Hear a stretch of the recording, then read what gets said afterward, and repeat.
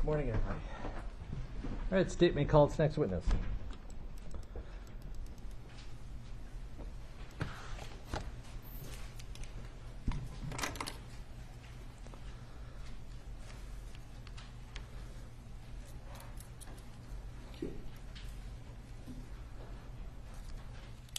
Your Honor, the state calls Kerr Yang.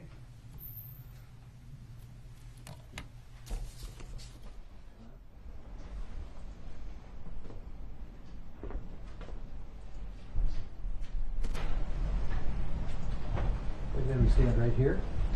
Just raise your right hand. Do you swear or affirm under penalty of perjury that the testimony you're about to give will be the truth and nothing but the truth? I do. Proceed, please.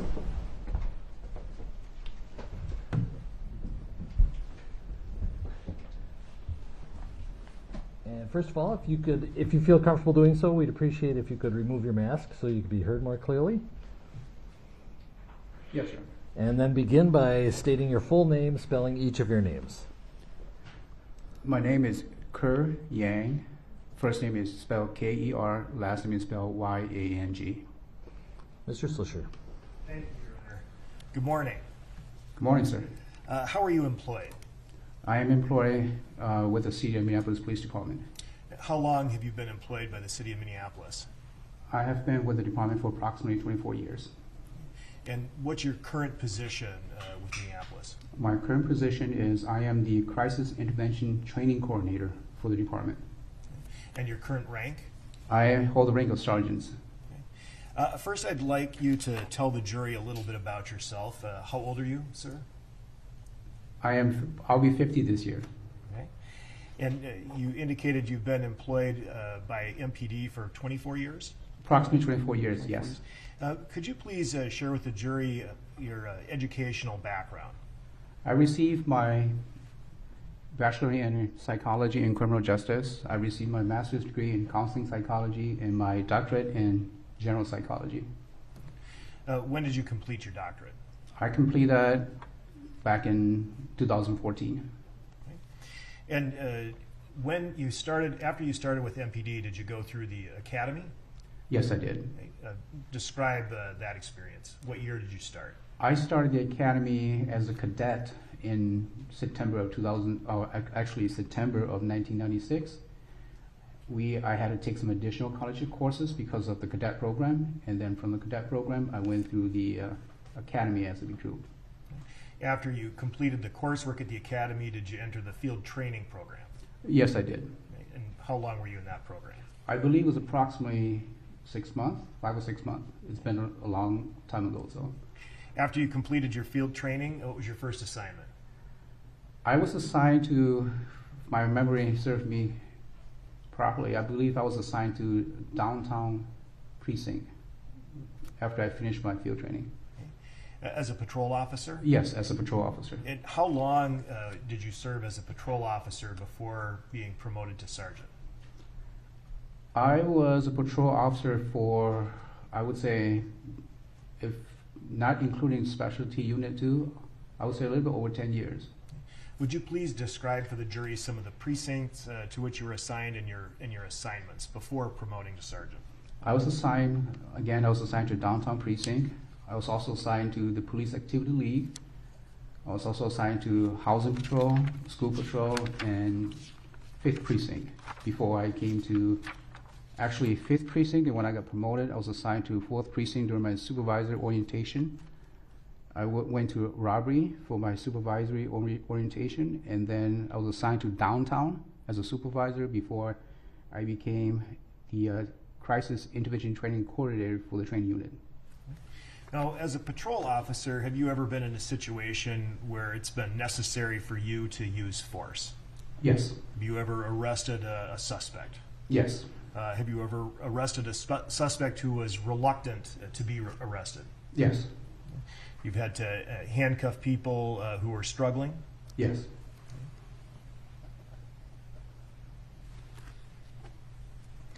And now you're the crisis training coordinator. Where are you assigned as the crisis training coordinator? I am currently assigned to the training unit. Where's that located? It's located on the north side at what we call the Special Operations Center. at 4119 DuPont Avenue North. Can you please describe your role as the crisis training coordinator? As the crisis training coordinator, I am responsible for collaborating and coordinating with mental health professionals and community members and civilians to come and teach our officers about crisis and crisis de-escalation. And at times, I've also trained our officers too. What do you mean by crisis? Crisis could be any event, situation that is beyond a person's coping mechanism. And during that, when it's beyond their control, sometimes they don't know what to do. And we train them to assist a person to bring them back down to their pre-crisis level. Could you please share with the jury some examples of types of crises? Crisis could be mental health, mental illness related, or it could be situational. It could be that somebody got into a car crash, for example, and they're just so affected by that they don't know what to do, and that could be a crisis. So that could be an example of a crisis. Can intoxication be a crisis? Yes, intoxication could be a crisis too, yes. Through drugs or alcohol? Yes. Certain types of anxiety could be a crisis? Yes. Does the Minneapolis Police Department have a policy pertaining to persons in crisis? Yes, it does. And at a high level, can you explain what that policy requires? That policy requires that when it's safe and feasible, that we shall de-escalate. Does the Minneapolis Police Department, I'm assuming as the crisis training coordinator, you're aware of any training or tools that it provides law enforcement officers to abide by this policy? Yes. Does that include training officers to recognize when persons may be in crisis? Yes. Some of the signs of crisis and types of crisis? Yes. And there is a specific crisis intervention training course that the Minneapolis Police Department sponsors or puts on down at the training center. Is that right? That is correct, yes. And in your role as coordinator, you bring the instructors in for that. That is correct. Have you been through the course itself? I have been through the course, yes, and I have sat through some of the courses too, yes. Right. Now, Exhibit 203, which we won't publish at this time, contains some training records, and those training records indicate that crisis intervention training was offered within 2016 and also 2018. And I'd like to talk to you about the larger block, the 2016 block. Now, first I have to ask you, do you recognize the name Derek Chauvin? Yes. How do you recognize it? I recognize the name Derek Chauvin through training. Okay. You're familiar with this person? No. Would you recognize him if you saw him? Yes. All right. Do you see him in the courtroom today? He has a mask on. I'm assuming that's him. All right. May the record reflect that the witness has identified the defendant. Record also reflect. Exhibit 203, the training records indicate that in 2016, the defendant participated in a lengthier course, approximately a 40-hour course in crisis intervention training. Are you familiar with that type of course, the 40-hour crisis intervention training course? Yes. And is that a course that you've personally participated in as a student? That course was delivered to the department, to the officers by Minnesota CIT Officers Associations. And can you, just in general terms, explain what that course covers? That course covers individual in crisis, symptoms, and de-escalation strategies that may be used for individual in crisis. So it's a scenario-based training. What do you mean by that? The trainer, Minnesota CIT Officers Association, brings in professional actors to come in and to conduct crisis scenarios where they're in a state of crisis, and then our officer has to use de-escalating strategies to bring them down to pre-crisis level or to help them out. And so the officers are given an opportunity to practice recognizing what may be signs of persons in crisis and respond appropriately? Yes. I'd like to talk to you about a related concept. You're familiar with the critical decision-making model? Yes, I do. How are you familiar with that model? I attended the critical decision-making model was introduced to us by the police executive research forums. I, along with some of my colleagues, we attended a training session that was conducted by a representative from PERF, or the Police Executive Research Forums, and we adapted that model to MPD's use to guide our officers in their decision-making process. And does the critical decision-making model, is there an application to crisis intervention? Yes, it does. Also an application to use of force? Yes. And sometimes those decisions will have to be made contemporaneously, is that right? Yes. At this time, I'd like to publish Exhibit 276, the critical decision-making model. You recognize this document? Yes, sir. And this is the critical decision-making model with which you're familiar? Yes, sir. Could you please explain, based on your familiarity with this graphic, the middle circle? The middle circle, what you see in the middle circle are voice, neutrality, respect, and trust. Those are the pillars of procedural justice that was introduced to the department. What is procedural justice? Procedural justice basically is the legitimacy in our action. What we do are our action legitimate, and that is what procedural justice is about, is legitimacy. And the training center also offers courses in procedural justice as well, is that right? That is correct, yes. This critical decision-making model is adapted in part from those materials, the procedural justice materials. That is correct, yes. Okay. Now, going back to the outer part of the circle, the first step of information gathering, you see that it goes kind of a wheel that's supposed to represent critical decision-making or thinking, is that right? That is correct.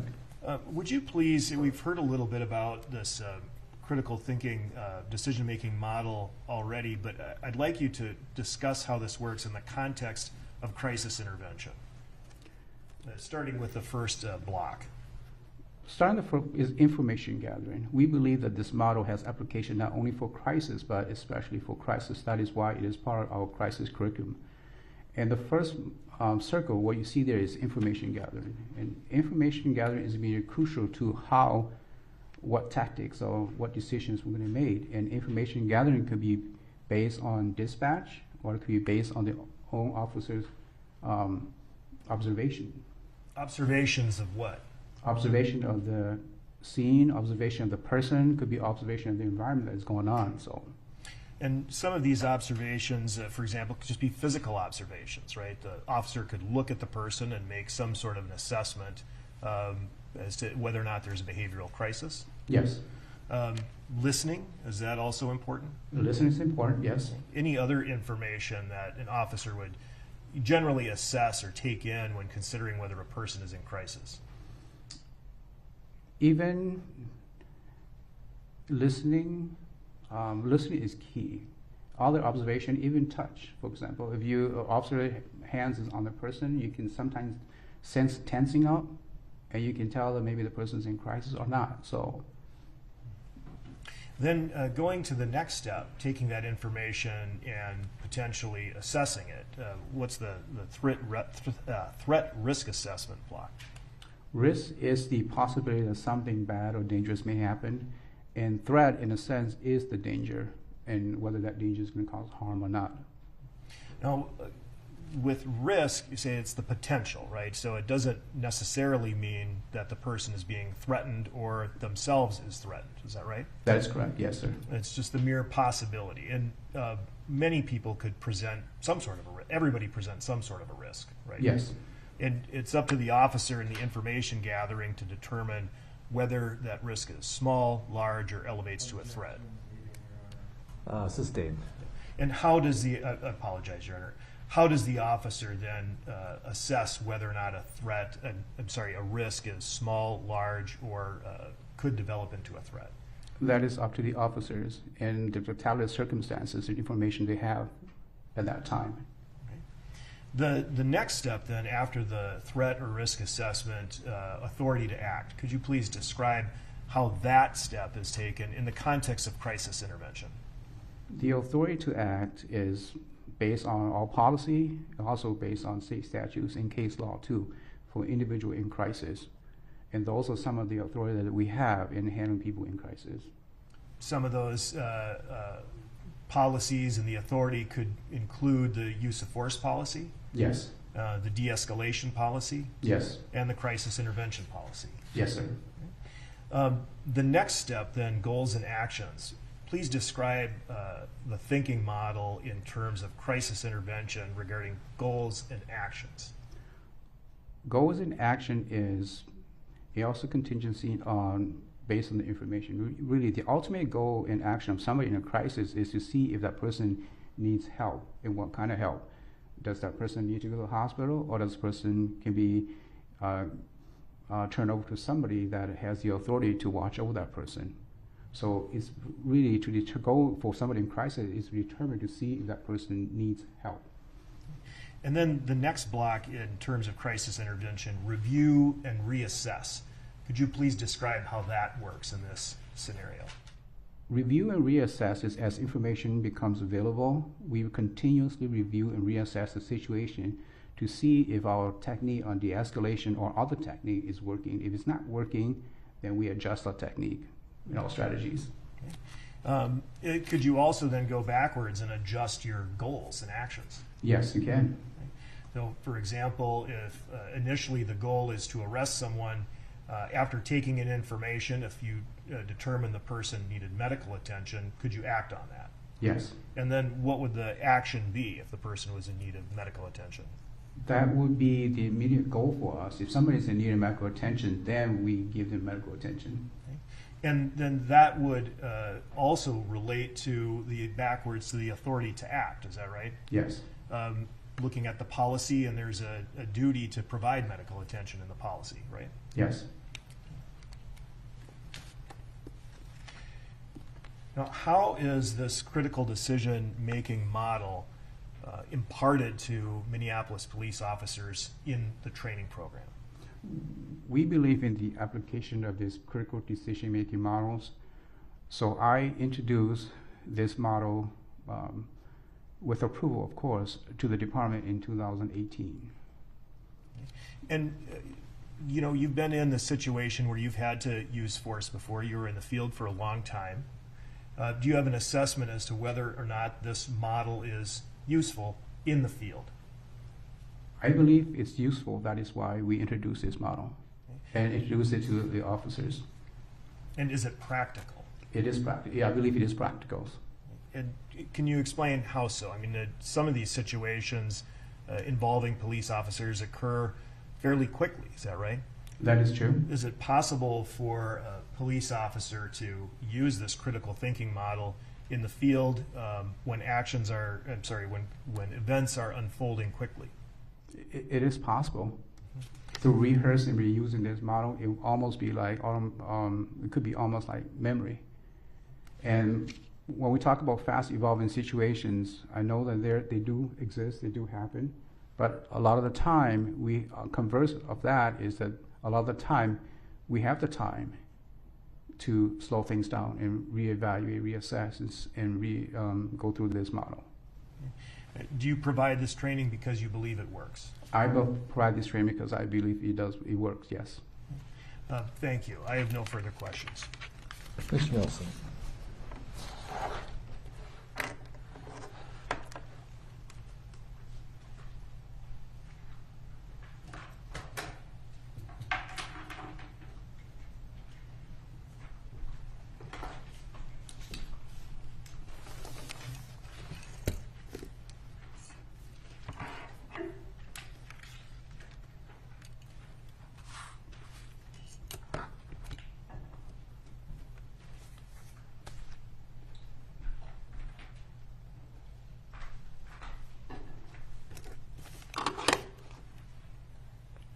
Good morning, sir.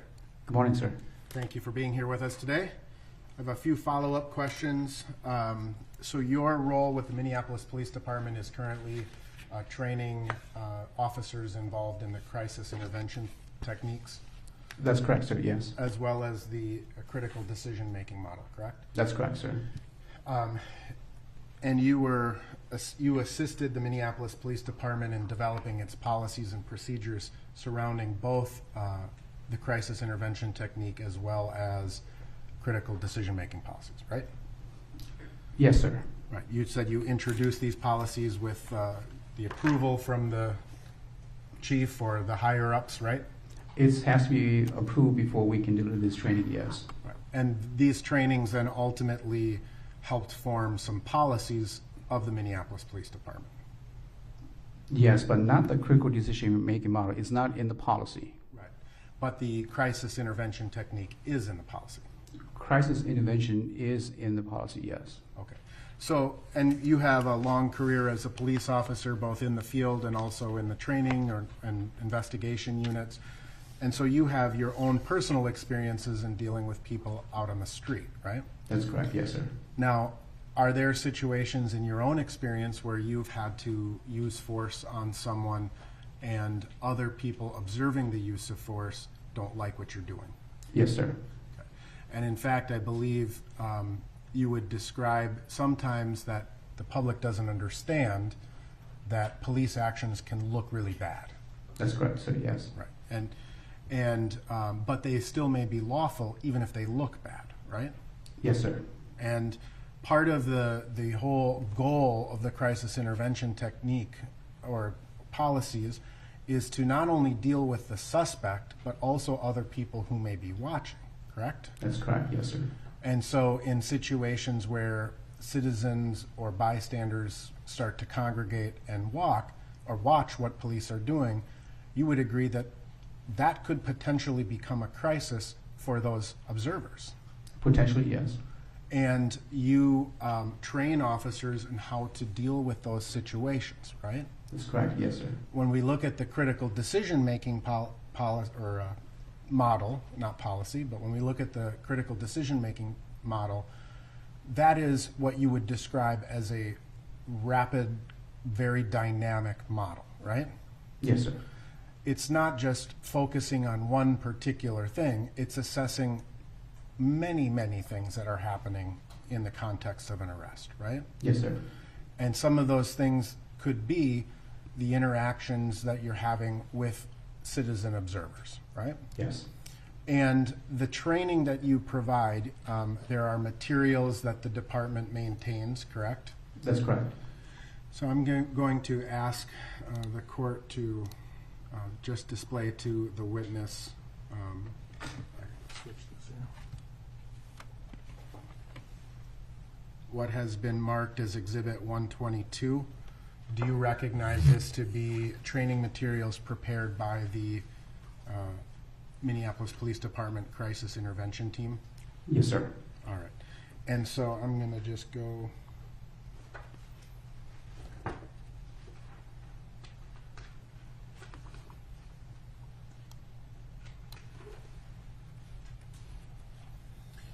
So I'm going to have you just look at this. This is the material and the training materials that the crisis intervention team present to the officers in this 40-hour training, right? No, sir. This is the training that you received? This is the training that I created.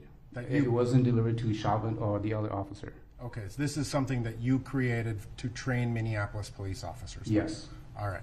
But this is a more recent model than the 2018 model? This is a program that we created really to target the recruit in the cadet academies. Okay. Yeah. So this is separate from what Chauvin and the other officers went through. Okay. But some of the information is generally applicable to all police officers who are trained in crisis intervention as well as de-escalation, right? Yes, sir. And officers are trained to look for potential signs of aggression from suspects or crowd observers, right? Yes, sir. And what are some of the potential signs of aggression that officers are trained to watch for? Based on this document that you sent here, it could be standing tall, red in the face, raised voice, rapid breathing, muscle tensing, agitations, pacing, prolonged eye contact, exaggerated gesture. So an officer who's making an arrest of a suspect and there's bystanders watching and growing in their intensity, these are the types of behaviors that officers are specifically trained to watch for from either the suspect or observers, right? Yes.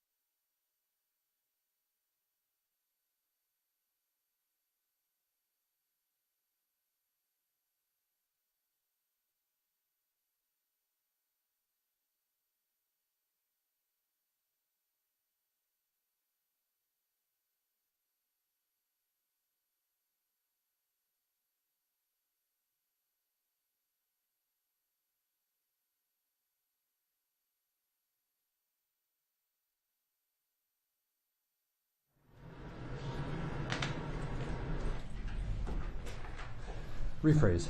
Thank you.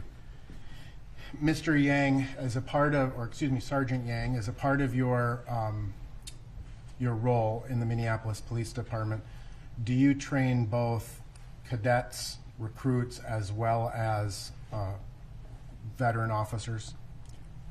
Yes, I do. Okay. And can you describe the difference between the training that a cadet would receive versus a veteran officer? Something like this will be given to the recruits and officers that have gone through the Minnesota CIT Officers Association's training on crisis de-escalation. We will give them a progression training. We will introduce other topics like autism to them and go through different type of topic that is part of crisis training. So it's a little bit different. It's different from what the recruits and the regular officer will get.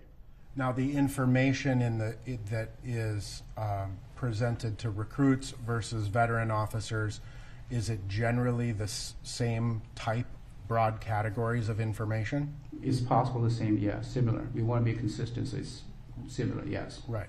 And so the information that a veteran officer would receive in a 40-hour training would be inclusive of what to look for in terms of crisis, would it not?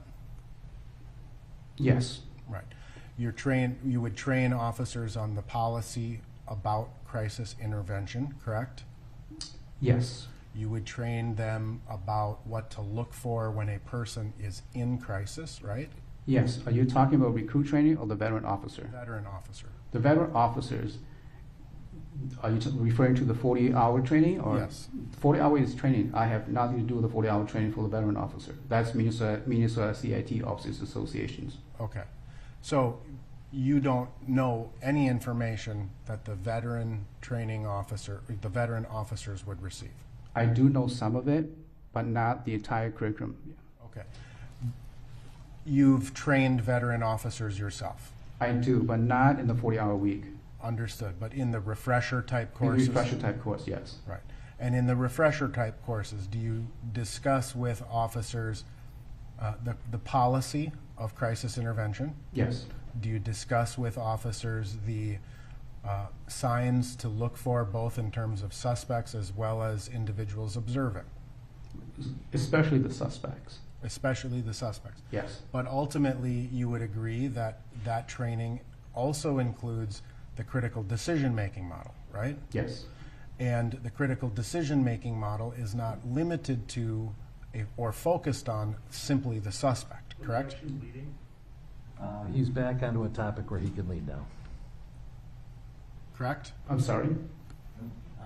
I was just answering the objection. It's overruled, so you can answer. Okay. Will you repeat that, sir? Sure. I have to remember my question. The critical decision-making policy that you train veteran officers on would be inclusive of people other than just the suspect. Is that correct? There is no policy on the critical decision-making model, only on the crisis policy. Okay. The critical decision-making model, I keep calling it a policy, that's just my fault, but the critical decision-making model is not limited to interpreting or responding to the suspect exclusively, is it? That's correct. An officer is trained in the critical decision-making model to go out and review the entirety of the situation, the totality of the circumstances, correct? That's correct, sir. And the totality of the circumstances is more than just how you interact with the subject with whom you are arresting, right? That's correct. That would include citizen bystanders, right? That's correct. What to do when a citizen bystander starts filming you. That's correct, yes, sir. How to try to interpret whether citizens pose a threat or a risk, right? Right. How to you would consider your own interactions also with the suspect themselves, correct? That's correct. And you describe this critical decision-making model as being a very dynamic, ever-changing thing based upon information that comes to the officer in real time, right? That's correct, yes, sir. And so an officer may consider, who has used force, may move backwards in the policy, but may have to jump somewhere else in the policy because new information comes, or the model. Yes, sir. And so it is a constantly evolving process where an officer is entrusted to make decisions based on all of the information that he or she perceives, correct? That's correct, sir. Yes, sir. Right. And that also would include training, right? Their training. Yes, sir. And other things that may not be apparent to a citizen. Yes, sir. Right. Tactical decision making, for example. Yes, sir. Knowing that medical help was on the way, right? Yes, sir. Making decisions about officer safety, right? Yes, sir. So all of these, it's not just one small thing that you're focused only on the subject that you're arresting. You're taking in a lot of information and processing it all kind of simultaneously through this critical decision-making model. Agreed? That's great. Yes, sir. All right. And so in terms of, and I'll take this down for now, but in terms of the information that you advise or talk to officers, veteran officers about, are how to recognize the signs of someone in crisis, right? Yes, sir. And the Minneapolis Police Department policy on crisis intervention has a pretty specific definition of what constitutes a crisis, right? Yes, sir. It does not, it's not limited to someone who may have a mental health problem, right? Yes, sir. It could include people who are using controlled substances. Yes, sir. It could include people who are simply experiencing some event that is overwhelming them, right? Yes, sir. And that may be losing a job or getting a divorce, but it could be what that person is observing at the time. Agreed? Yes, sir. And so the crisis intervention policy actually defines crisis as having a trajectory, correct? Yes, sir. And that trajectory can increase in its severity over time. Yes, sir. And that's why it becomes important for an officer to create time and distance, right? Yes, sir. And creating time and distance for an officer is an important part of the de-escalation process, is it not? Yes, sir. And would you agree that you train police officers that as that intensity of crisis increases, the risk or threat to the officer grows greater? I don't believe I train a specific like that, because as the intensity, my training is that as the intensity increases and you have the distance and you, like you said, the time, you try to bring it down, not increase the intensity of it. What I'm talking about is not the officer trying to increase the intensity of it. My question is this: as a person is in crisis and the intensity of their own personal crisis grows, you train officers that as they kind of get more intense, the risk to the officer or others is greater. Yes, sir. And in fact,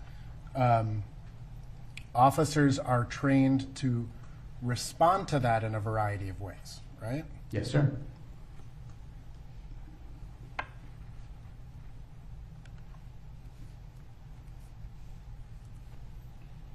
And some of the techniques that the Minneapolis Police Department trains both veterans and recruits would be to have a confidence about them, right? Confidence about them? Right. Yes, sir. An officer should try to appear confident in his or her actions. Yes, sir. They should also try to stay calm, right? Yes, sir. They should try to maintain space, right? Yes. They should speak slowly and softly. Yes, sir. They should avoid staring or eye contact. Yes, sir. And ultimately, when a police officer is dealing with any situation, they could be dealing with any number of people who are in crisis, right? Yes, sir. Right? The subject, the arrestee, may be in crisis, right? Yes, sir. People who are watching may be in crisis. Yes, sir. Another officer could be in crisis, Yes, sir. right? And an officer has to take all of that in and do this assessment and make a determination as to what his or her next steps would be, right? Yes, sir.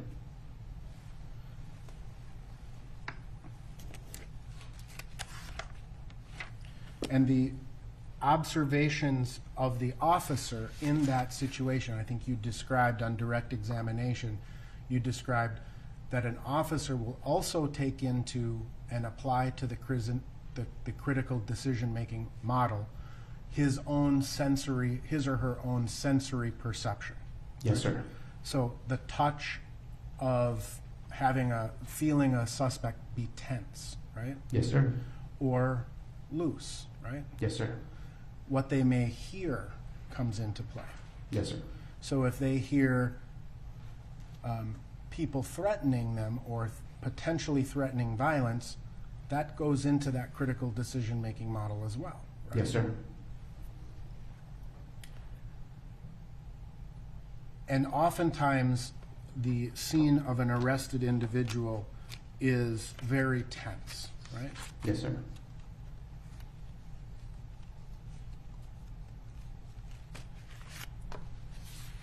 I have no further questions. Any redirect? Yes, sir.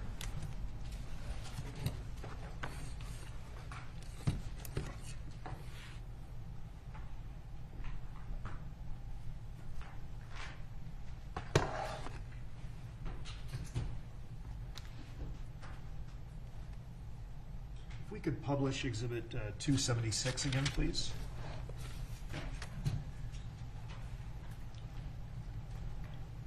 That would have to Thank you. So I'm displaying again the critical decision-making model that you've been testifying about. And the thrust of your direct testimony was using this in terms of assessing a person in crisis for the purpose of determining whether or not they needed medical intervention. Is that right? Yes, sir.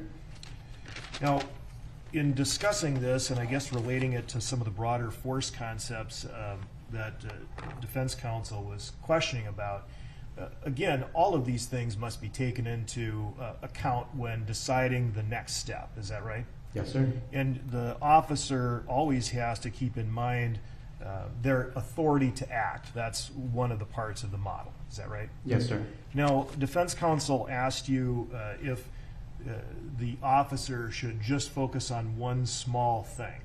And I would like you to make some sort of comment on differentiating between a small thing and a big thing. Because you would agree that something that is a big thing would probably be more important than a small thing, right? It depends on what the big thing is and what the small thing is.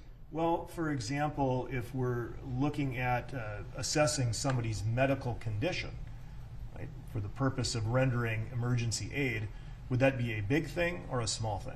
That would be a big thing.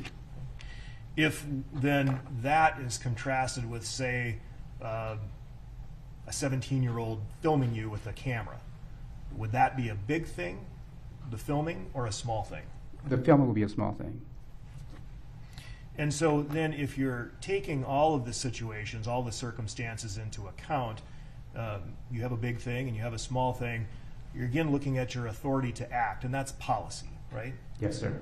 And policy would include the policy governing the use of force and that it must be reasonable, correct? Yes, sir. And it would also include, for authority to act, the duty to render medical aid. Is that right? Yes, sir. As the policy is written, correct? Yes, sir. Which includes not only contacting the ambulance, but performing emergency aid like chest compressions or CPR. Yes, sir.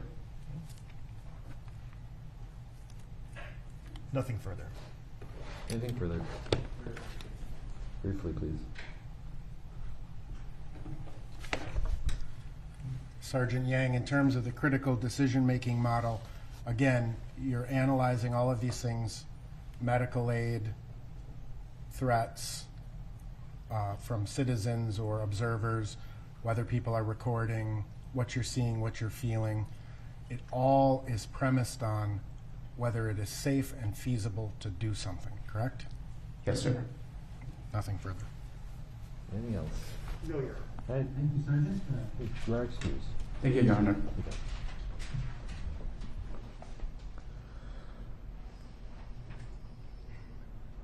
And is that your water, sir? Or is it? Oh, okay, thanks.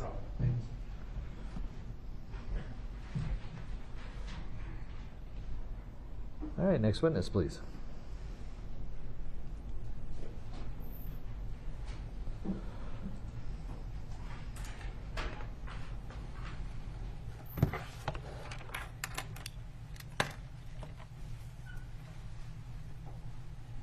Thank you, Your Honor. Your Honor, the state calls Johnny Mercil. Raise your right hand. You swear or affirm under penalty of perjury that the testimony you're about to give will be the truth and nothing but the truth? Yes, Your Honor. Have a seat, please. Thank you. Yeah. Thank you. You anticipate what I was going to ask you to do. If we could have you state your full name, spell each of your names. Johnny Mercil, Johnnny. Mercil is Mercil. Mr. Slisher. Thank you, Your Honor. Sir, how are you employed? With the City of Minneapolis Police Department. Right? And what do you do for the city of Minneapolis? I'm currently on medical leave, but I'm a lieutenant with the Minneapolis Police Department. How long have you been with MPD? Since 1996. I'd like you to tell the jury a little bit about yourself first. Could you share your educational background? Yes, sir. I got a 4-year degree from the University of North Dakota in criminal justice studies. What year? I graduated in 95. And after you graduated from the university, did you get a job in law enforcement right away, or did you go elsewhere? No, sir. I got hired from the Minneapolis Police Department in 1996 and joined the Minneapolis Police Academy. Describe your academy experience.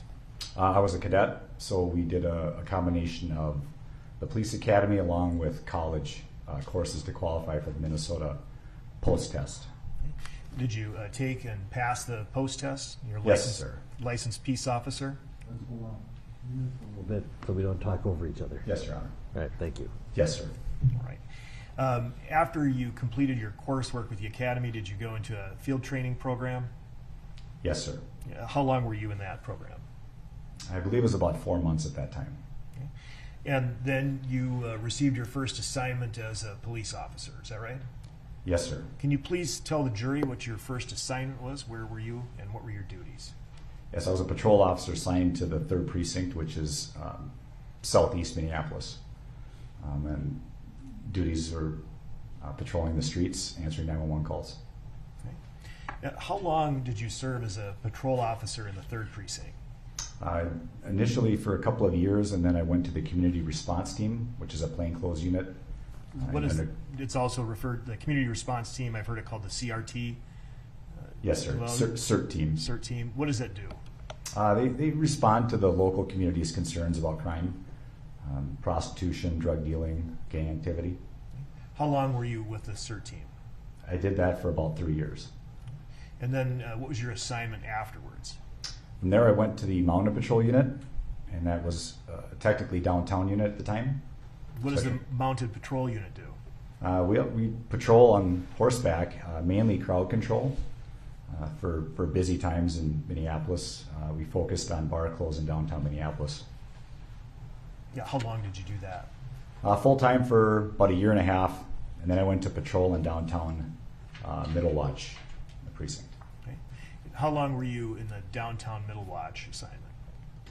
I was on downtown Middle Watch until 2006, and then I got promoted to sergeant. In order to be promoted for sergeant, did you take an exam and pass it? Yes, sir. It's a civil service exam along with an assessment center. And after you were selected as sergeant, you received your first assignment? Yes, sir. What was that? I went to the robbery unit in downtown here at City Hall. And then from there, I went to the juvenile unit. And then I eventually ended up back downtown on patrol as a supervisor. Okay. And how long did that take? What year are we up to now? Oh, I think we're at about 2007, 2008. Okay. And after that? I was there for a couple of years. I ended up going back to Mounted Patrol full-time as a sergeant in charge of the unit. That went through 2009. I went back to the street for about 1.5 years, and then I went to the Minneapolis Police Department's gang enforcement team as a sergeant. Okay. And then we, from there, investigated gang crimes, gun crimes. And then after that assignment, I ended up on the north side on patrol for about 1 year, 1.5 years, and then I went back downtown as a sergeant on the community response team, the CERT team downtown. And then in 2017, I took the exam for lieutenant and passed and was a lieutenant in 2017. And where were you assigned then as a lieutenant? After I got promoted, I was transferred to the training division in charge of use of force. I'd like you to talk to the jury a little bit about your own background in the use of force. You're familiar with the Minneapolis Police Departmental policy regarding the use of force? Yes, sir. I trained for several years for that. That was a part of your academy training? Partially. You get to be familiar with the use of force through the academy. And then after you left the academy, did you have to take refresher courses, which would have included use of force training every year? Yes, sir. In order to maintain your post license? That's correct, sir. Have you had training beyond that, beyond what was presented at the academy and your yearly certification? Yes, sir. Could you please describe it? Yes, I became a part-time use of force instructor in about 2010, and I maintained that part-time status as a use of force instructor up until I was promoted to lieutenant, where I went to the training unit full-time. What did you have to do to become qualified to be a use of force instructor? Went through different courses designed to train us up on use of force. I also started training Brazilian Jiu-Jitsu for the department as part of our ground defense initiative several other classes in different academies I went through too. And I'd like to maybe qualify a few terms, if we may. We talk about use of force and use of force training. We also hear the term defensive tactics. Can you differentiate between the two? I think they're interchangeable. I think use of force is probably the more appropriate term, but I think defensive tactics has been more of a term that's been used longer, so people tend to refer to use of force instructors as defensive tactic instructors. Would a defensive tactics, in terms of defensive tactics instruction, include more hands-on type instruction? You'd mentioned Brazilian Jiu-Jitsu, for example. Yes, sir. Right. Were you interested in Brazilian Jiu-Jitsu before becoming a police officer, or how did that develop? No, sir. I was in martial arts through college, and then I got interested in it from some of the other use of force instructors, kind of recruited me to do that. And really fell in love with the art form and really what its implications and uses are for law enforcement specifically. Would you please just provide a very high-level overview of what Brazilian Jiu-Jitsu is and some of its basic principles? Yes, sir. It's a form of martial art that really focuses on leverage and body control, de-emphasizes strikes. In a true Brazilian Jiu-Jitsu, there aren't strikes. There's no punching or kicking.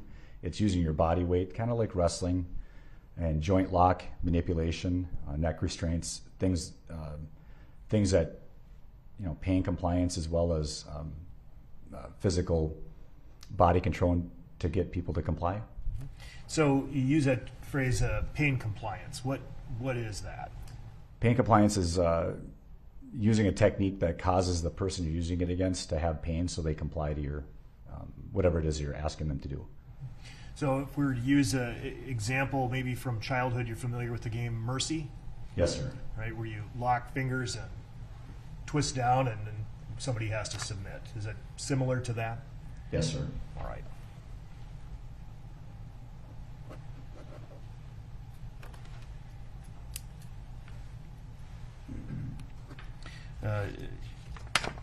Although Brazilian Jiu-Jitsu is not the only defensive tactic that officers at MPD are trained on, is it? No, sir.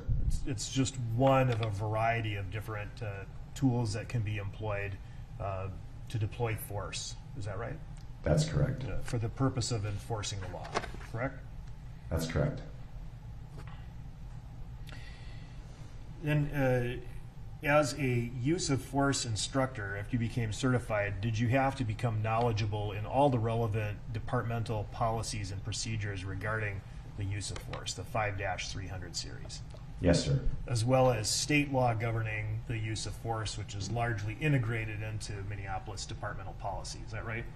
Yes, sir. And you indicated that you were the lieutenant. You were a lieutenant over in the training center. Is that right? Training division, sir. Training division. And please describe your role then as a lieutenant in the training division. Yes, sir. I was in charge of use of force. I was also in charge of our patrol operations section of training, as well as the police range. And I was in charge of all of our continuing education to make sure that our officers are fulfilling their post mandates to maintain their license to be a police officer.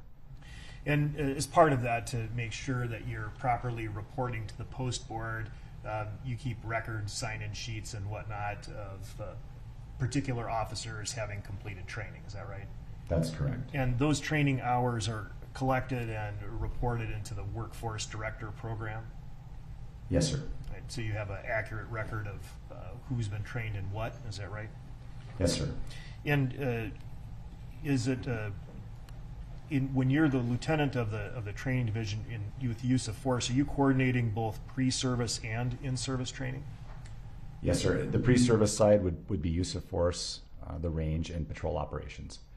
The in-service side is what we consider to be the post mandates that we have to keep up with. That's the post-service side, in service. And as a lieutenant, obviously, you're in charge of, you're in a position of rank over the sergeants. Is that right? That's correct. And those are usually the level. The trainers would largely be at the sergeant level. Is that right? Mainly officers with some sergeants overseeing.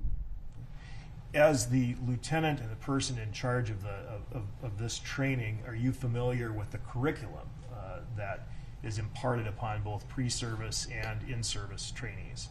Yes, sir. You help develop the curriculum, Yes, sir. and you approve the curriculum. Yes, sir. The curriculum could include, does include just a general booklet that's put together by the defensive tactics instructors. Is that right? Yes, sir. And that booklet contains the general concepts for use of force that are imparted on pre-service trainees and in-service trainees. Is that right? That's correct. If I could show Exhibit 126 just to the witness.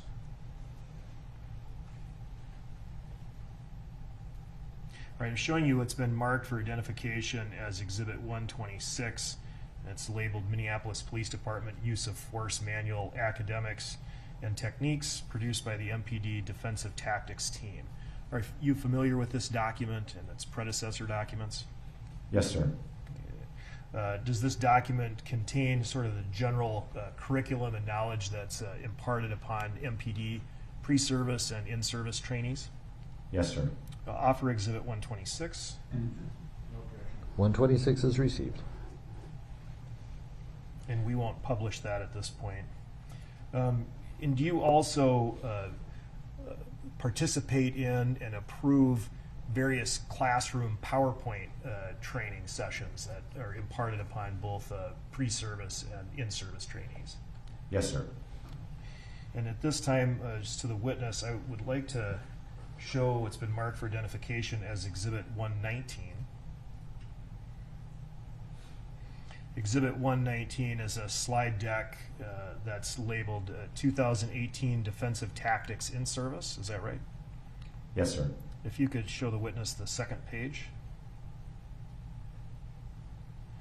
And do you see your name on the slide deck listed at the top of the instructors? Yes, sir. Are you familiar with the contents of this particular PowerPoint presentation or slide deck? Yes, sir.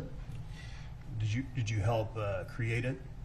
Yes, sir. And you approved its use during the training, is that right? That's correct. And it's listed as fall of 2018, so this is what would have been provided for in-service training, so experienced performing officers during this 2018 session, correct? That's correct. And is the training that's provided, you have quite a few Minneapolis police officers who have to go through the training, right? Yes, sir. So they're not all taking it at the same time. That's correct. But if someone has completed the fall 2018 in-service defensive tactics training, does that mean that they saw this slide deck? Yes, sir. I'll offer Exhibit 119. 119 is received. And we talked about training records as well and sign-in sheets, and so I'd like to show the witness Exhibit 124. Exhibit 124 is labeled 2018 Annual In-Service Training Program, Group B. Is that right? Yes, sir. And I see your name at the top as one of the instructors. Is that right? That's correct. And this is a sign-in sheet that would show different officers who would sign in having taken the training. That's correct. Turn to page 2.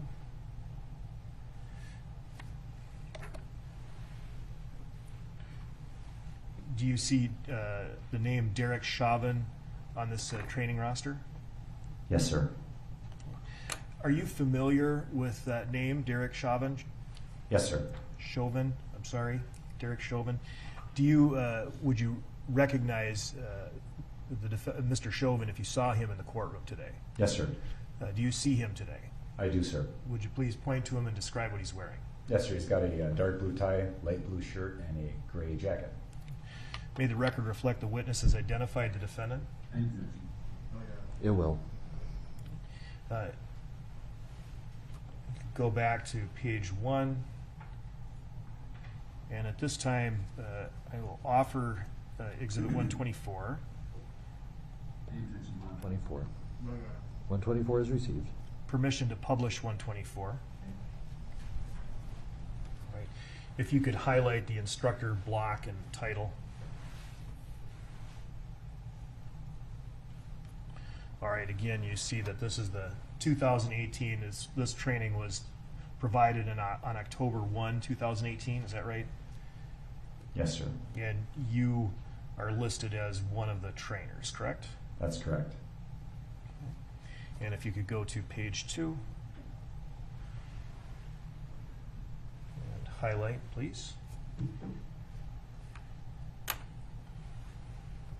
And there you can see that the training was attended by the defendant, is that correct? Yes, sir. You can take that down.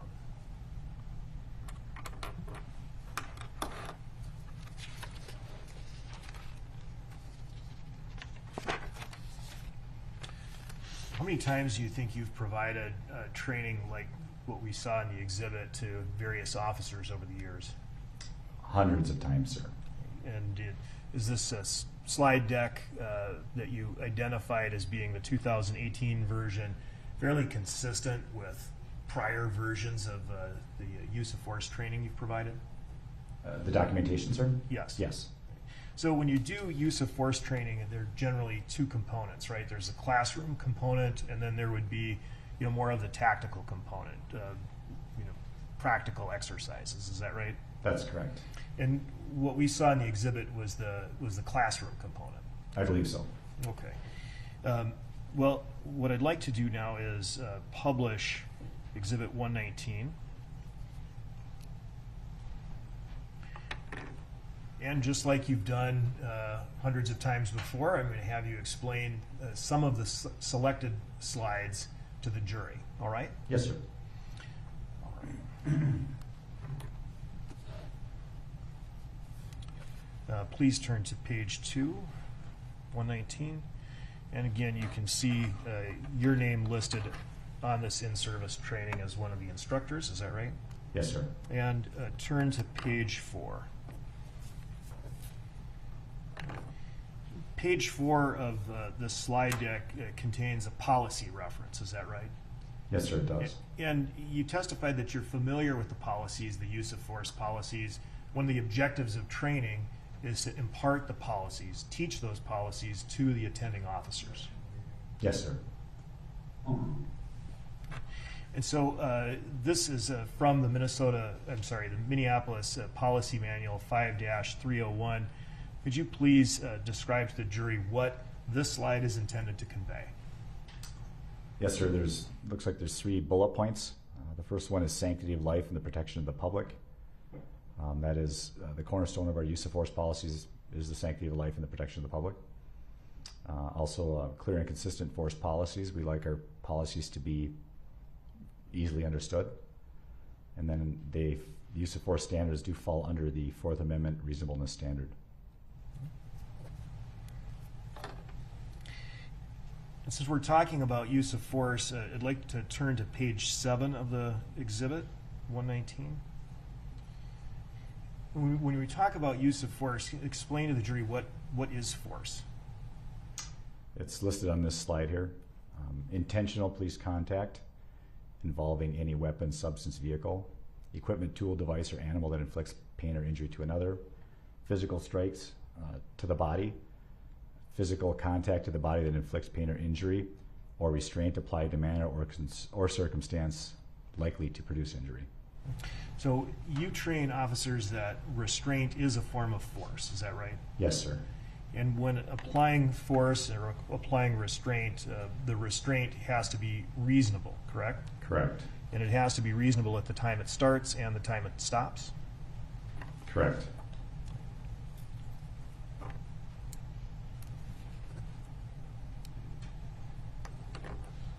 You're familiar with the concept of proportionality. Yes, sir. If you could turn to the exhibit page 8. When you discuss proportionality to trainees, you use this exhibit, is that right? Yes, sir. In general, without using the slide for a moment, just explain to the jury as you would a group of trainees, what is proportional force? Well, you want to use the least amount of force necessary to meet your objectives, to control. And if those lower uses of force do not work, would not work or too unsafe to try, then you can increase your level of force against that person. You say do not work, would not work, or unsafe to try. It sounds like you maybe have used that phrase a time or two. Yes, sir. Is that a phrase that you've used in pretty much every training that you've given on use of force? When there's a PowerPoint or we talk about use of force, we discuss proportionality regularly. Okay. And you said that you want to use the least amount of force as necessary. Yeah, yes, sir. Why is that? Because if you can use a lower level of force to meet your objectives, it's safer and better for everybody involved. And when we talk about proportionality, is proportional to what? I would say the level of resistance you're getting. And the level of resistance would be dependent upon who? The subject that you're using force upon. The specific subject. Yes, sir. All right. At this time, I'm asked to publish Exhibit 110, and this is an item that's already been received into evidence. Do you recognize what's in Exhibit 110? Yes, sir. What is that? Well, it's technically called the Defense and Control Response Training Guide, but a lot of people refer to this as a use of force continuum. Okay. And when we were discussing the concept of proportionality, you talked about subject behavior. Is that right? Yes, sir. Subject behavior is over here on the left-hand side, correct? That's correct. And the subject behavior can vary from, I guess, nothing, to passive resistance, all the way to active aggression, correct? Yes, sir. And then in terms of proportionality, there's various tools that are available to a law enforcement officer based on the subject behavior, correct? That's correct. And some of these tools, if we can take an example with active aggression, one response could be what? Up to and including deadly force. But then for lower levels of subject activity, such as passive resistance, right, that could include things like presence and verbalization. Right? That's correct. And is this something that you use with law enforcement officers you train to sort of graphically represent the concept of proportionality? I'm not sure if we've used this specific to proportionality of force, but we have used this in the past to describe, like, as levels of resistance increase, that officers' response and also increases. And similarly, as levels of resistance decrease, what should the officer do? You should de-escalate use of force as well.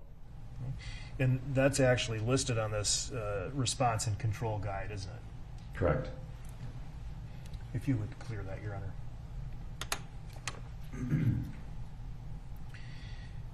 And you'd indicated that you train officers that they should use the least amount of force that is available or that's reasonable under the circumstances. Is that right? To meet the objectives, yes. And explain that. So you want to use the least amount of force to, if you're trying to control somebody, might be a lower level of force than if you're trying to get them in handcuffs and they're fighting. So you want to use the lowest level of force possible in order to meet those objectives. And lower levels of force, fair to say, when you're using force, people can get hurt. Yes, sir. The subject can get hurt, the officer can get hurt. Yes, sir. Is that one of the reasons why it's better to use a lesser amount of force? Yes, sir. And another reason is that it's required. Is that right? Yes, sir. If you could go back to Exhibit 119 and publish page 12. And you train this to officers. This is back to your training materials. Is that right? Yes, sir. The Minnesota statutes provide, and this is integrated into the MPD policy, the concept of minimum restraint. Is that right? That's correct. And I'd ask you if you could please highlight the first section. I'm sorry, the second section.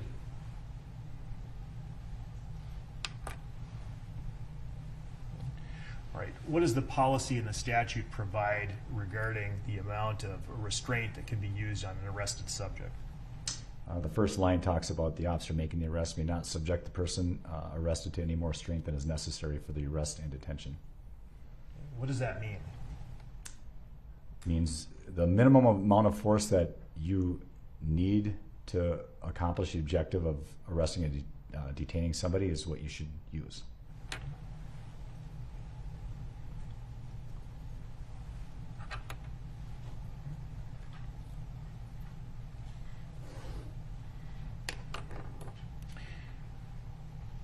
Now, you're familiar with the circumstances that bring you here today, is that right? Yes, sir. And I need to show you a photo that's been received into evidence, and it's Exhibit 17. If you'd like to publish that. Right. You see Exhibit 17, and you see the defendant on top of a subject that you know to be George Flyod. Is that right? Yes, sir. Is this a use of force? Yes, sir. If you could take that down, please.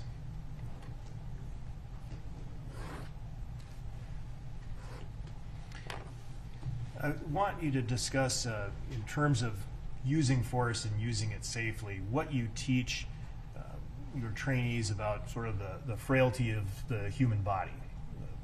It's important to be careful with people, is that right? Oh, yes. It's very, very important to be careful. And there's some parts of the body that are more prone to injury than others, correct? That's correct. And you train on that, is that right? Yes, sir. If we could display Exhibit 119, page 49.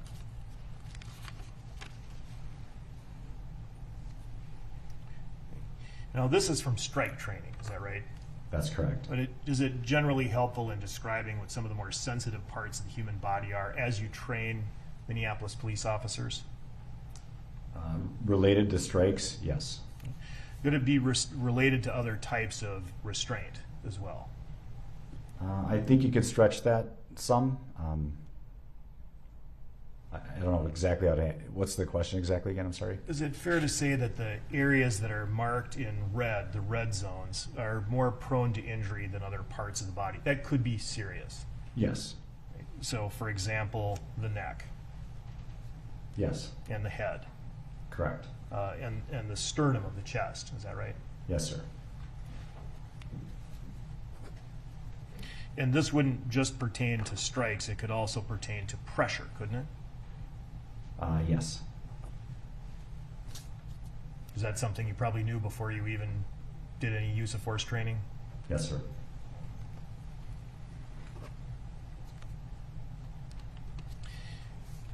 Well, I'd like you to then discuss with the jury the concept of neck restraints. And if we could publish it, page 52 of the exhibit.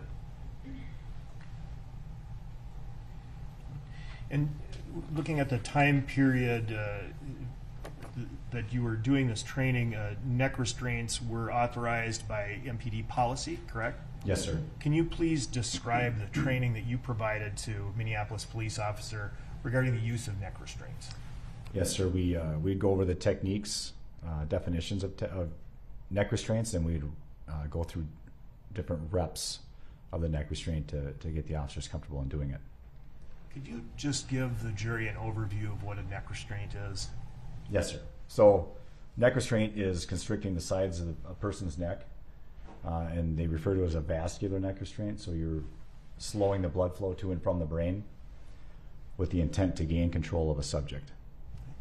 And there are two different types of neck restraints in the MPD policy. Is that correct? Yes, sir. And those are what? The two levels are conscious neck restraint. So that means you've wrapped somebody up and they're still conscious. And you can gain compliance with many people with that. And then there's unconscious, and that's applying pressure until the person, when they're not complying, you put enough pressure that they become unconscious and then therefore comply. How does one actually apply a neck restraint? We teach a couple of different techniques, but the basic idea is you use your elbow as a landmark and you place your arm across. So your bicep would be on one side of the neck and your arm would be on the forearm would be on the other side of the neck. And then there's a couple of different hand placements, but then you apply pressure with head pressure on both sides of the neck to gain compliance. And you were demonstrating, you were using your arm to do that. That's correct. And it'll also be done with the leg. It can be done with the leg. Does MPD train on how to do it with the leg? We may show the younger officers in the academy what that looks like, but we don't train leg neck restraints with the officers in service. And as far as my knowledge, we never have. How would a trained neck restraint work? I'm sorry, how would a trained leg neck restraint work? People that watch MMA, so professional fighters, they call it a triangle choke, and I use that term choke loosely. That's just what it's called. But that's when you place your leg over somebody's back, across their side of their neck, and then you trap their arm in. So the person ends up having one arm in, and their arm causes pressure on one side, and the leg causes pressure on the second, and you can actually render somebody unconscious if you hold that long enough. The what part of the leg? Usually it's the inner thigh. Inner thigh. So in this scenario, using a leg to do a neck restraint, would the knee sort of replace the elbow in terms of placement? Or how would you describe it? I would say the knee doesn't really replace the elbow.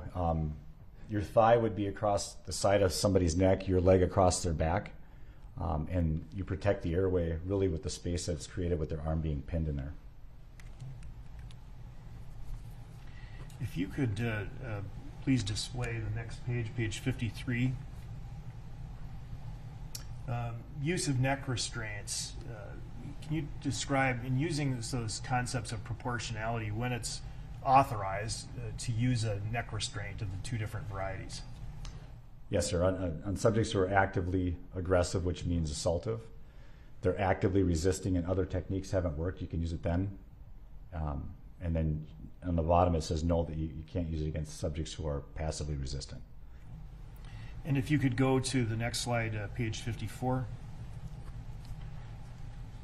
And after a neck restraint is applied, there are certain guidelines that you train that have to be followed. Is that right? That's correct. For the care of the individual upon whom the neck restraint was applied. Yes, sir. And if we could publish Exhibit 110 again, and bringing this specific topic back to the concept of proportionality. Could you enlarge this, please?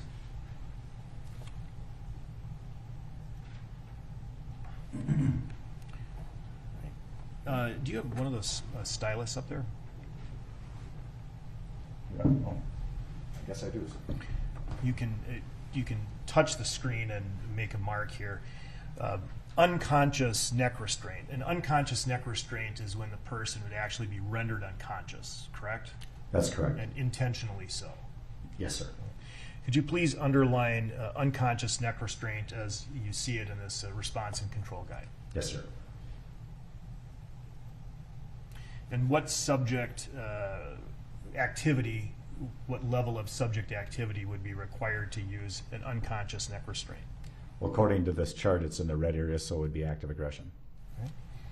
And do you agree with that? Yeah. I think in the last slide we talked about active resistance if other techniques didn't work, but definitely in active aggression is where it's placed. If we look then, you can also find a conscious neck restraint, and that's the neck restraint that's used for the purpose of control, correct? Correct. Could you underline where that is in this force continuum, Exhibit 110?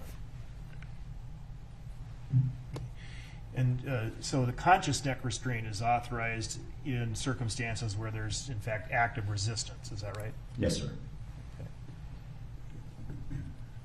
So then if there was something like passive resistance, right, neither the conscious neck restraint nor the unconscious neck restraint would be authorized. Is that right? Would not be authorized? Would not be authorized. That is correct. And an unconscious neck restraint would not even be authorized for some forms of active resistance, would it? That's correct. And if the subject is offering no resistance, obviously, then no neck restraint would be authorized. That's correct. Or any restraint, would it? Or any restraint, if there's no... Yeah, generally, no. Okay.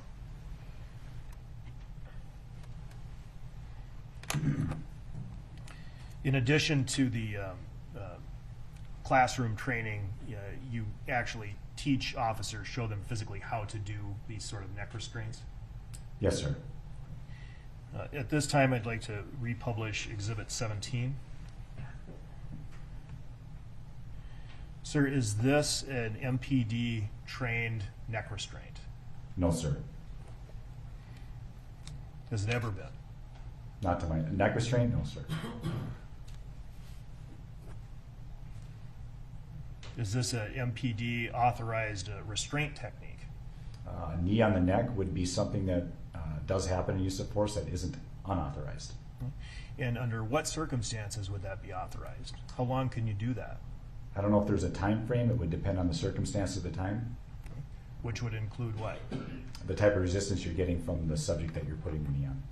And so if there was, say for example, the subject was under control and handcuffed, would this be authorized? I would say no. If you could take that down, please.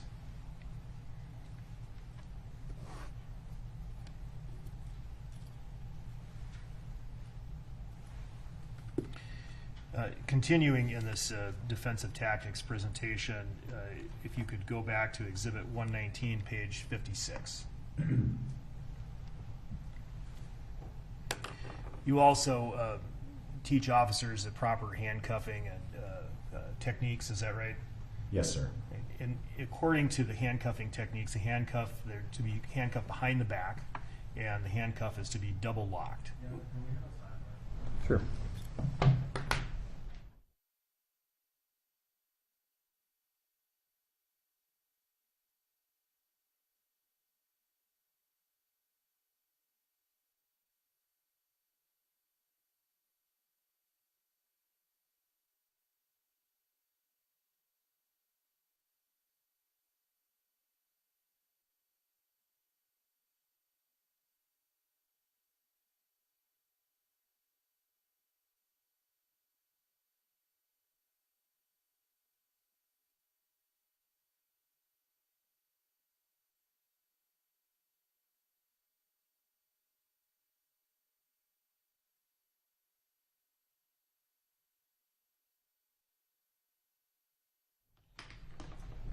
There's the jury. We're going to take our morning break. Let's reconvene at 11:15. Thank you.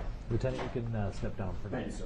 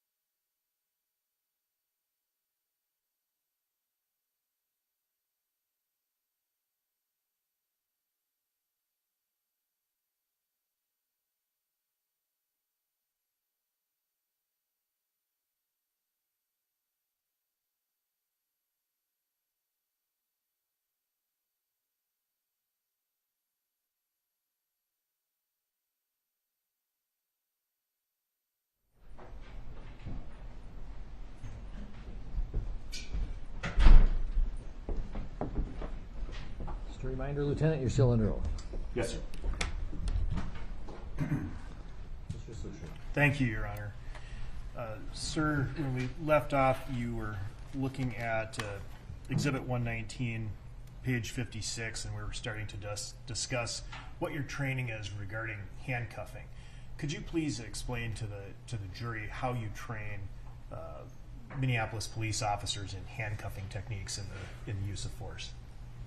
Yes, sir. Well, we teach several different positional handcuffing techniques, as well as how to approach people when they're going to be handcuffed. And then once you make contact with the person, how to properly place the cuffs and procedures after. How do you properly place the cuffs? Well, one cuff at a time, and then once they're on and everything's under control in Code 4, as we call it, things have calmed down to the point where you have control of the subject. You want to make sure that you check the fit of the cuffs and double lock them for their safety. They tend to, behind your back, if you sit down, they tend to tighten up on a person. So we want to be mindful of the fit of the handcuffs. And the double locking prevents the further tightening of the handcuffs? Yes, sir. The double lock is just a little button that you use your cuff key to push, and it prevents the cuffs from either coming undone or going in.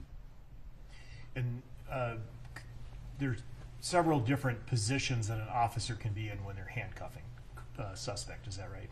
I'm sorry, can you The rephrase officer could be in many different positions relative to the subject when they're handcuffing them. that? Absolutely. Very dynamic. Yes, sir. Standing, Yes, sir. prone, Yes, sir. right? And I'd like you to please describe for the jury what techniques are used to prone handcuff a subject.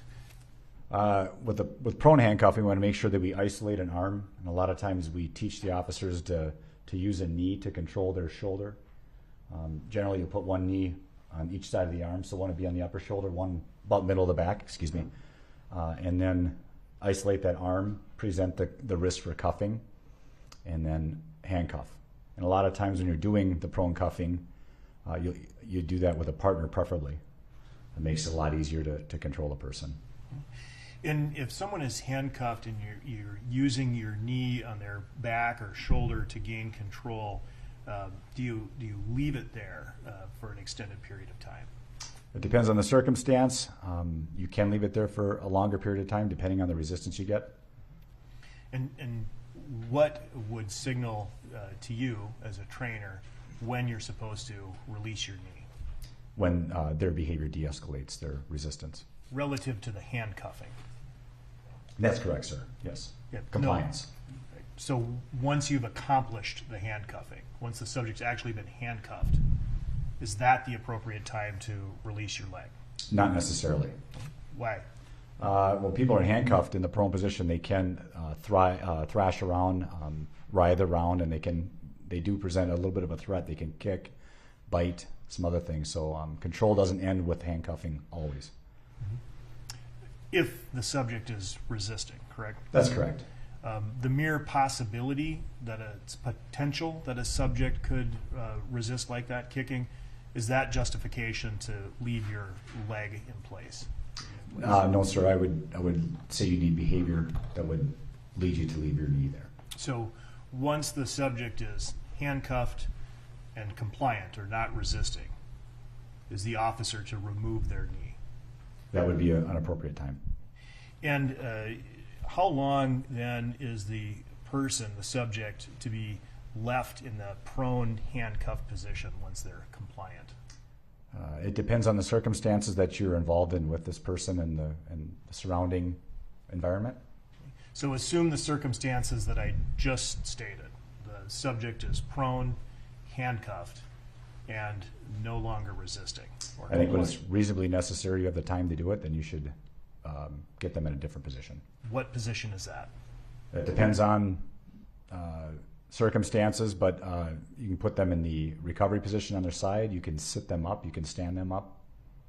And why would you want to put them into a different position? There is the possibility and risk that that some people have difficulty breathing when the handcuffs are behind their back and they're on the stomach. And what is that known as? I'm sorry, rephrase. Are you familiar with the phrase positional asphyxia? Oh, yes, sir. Is that the danger you would be trying to avoid by putting someone in the side recovery position? That is one of the dangers you're trying to avoid, yes. Sustained. Last answer is stricken. Rephrase. You testified that you're familiar with the term positional asphyxia. Yes, I am. Okay. Why would you roll someone into the side recovery position after they've been handcuffed and are compliant? Several reasons are there, but one would be to prevent a potential situation where they might be subject to positional asphyxiation. And how soon is a subject to be placed into the side recovery position after they've become compliant and no longer resistant? When the scene is code 4 and you are able to do it. Okay. In terms of subject safety, how soon should the person be put into the side recovery position? I would say sooner the better. Now, you testified that there are circumstances in which the subject can offer further resistance even though they're handcuffed. Is that right? Yes, sir. I'd like to direct your attention to page 58 of Exhibit 219. This slide discusses the maximal restraint technique. Is that right? That's correct. Is there a particular device that's used to accomplish the maximal restraint technique? Yes, sir. It's the RIP restraint or the RIP hobble. Okay. Can you please describe the maximal restraint technique to the jury? Yes, sir. If you have a subject that is handcuffed behind their back, generally, and that's the way we like to handcuff people, and they continue to cause a threat to you or other people or themselves, we have taught our officers to use the maximal restraint technique, which is taking this RIP restraint, which is a nylon strap with a clamp on it, and you would wrap that around their legs and then connect it to the front of the body if possible, like a belt loop or a second restraint around their waist. And what that does is it bends their legs so that their legs are no longer a threat to kick out at you. Kind of put their legs at about a 90-degree angle so they're not able to extend the legs out to kick you if they are a threat. Are you aware that the use of the maximal restraint technique is guided and governed by MPD policy? Yes, sir, it is. And that's 5-316? That's correct. All right. Is there more than one device that's authorized to perform the maximal restraint technique? I believe it right now it's just the RIP or the RIP hobble is the one we use.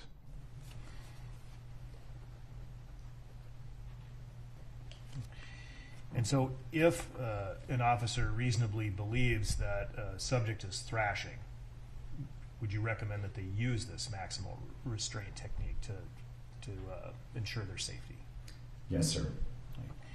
And if they do so in accordance with MPD policy 5-316 in your training, what does the officer need to do after the subject has been placed in the MRT and is prone? Place them in the recovery position How soon? as soon as possible. Why? Because when you further restrict their ability to move, it can further restrict their ability to breathe.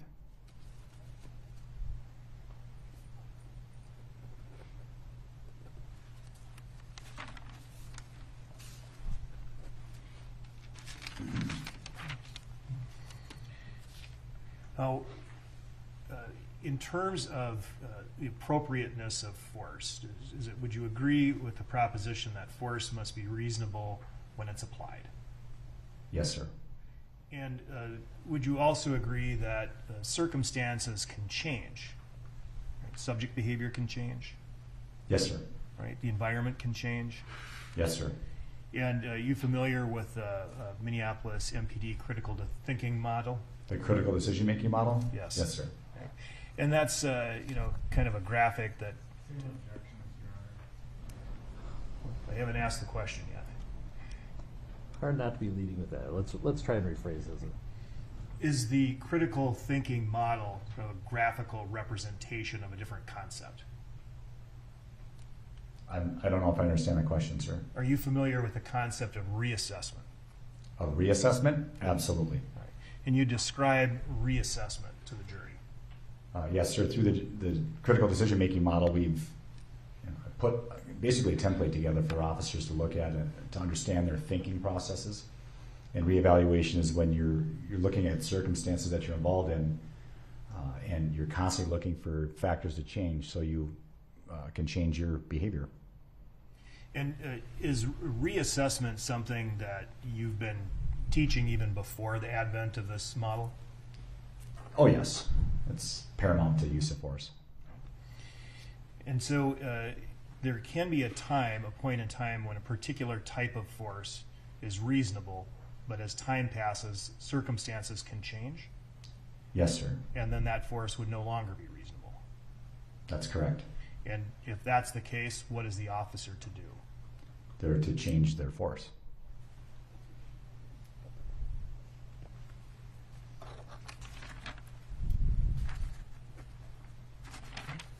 Thank you, Your Honor. I have nothing further.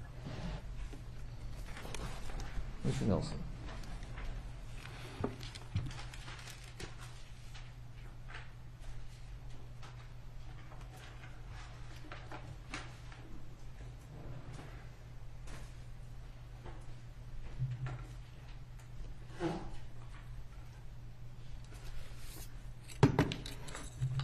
If I may have just a moment, Your Honor.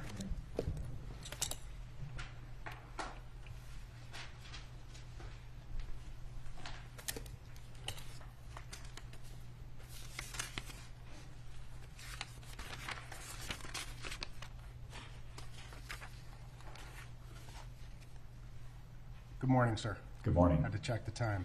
Thank you for being with us today. I have a few follow-up questions regarding the training the Minneapolis Police Department provides.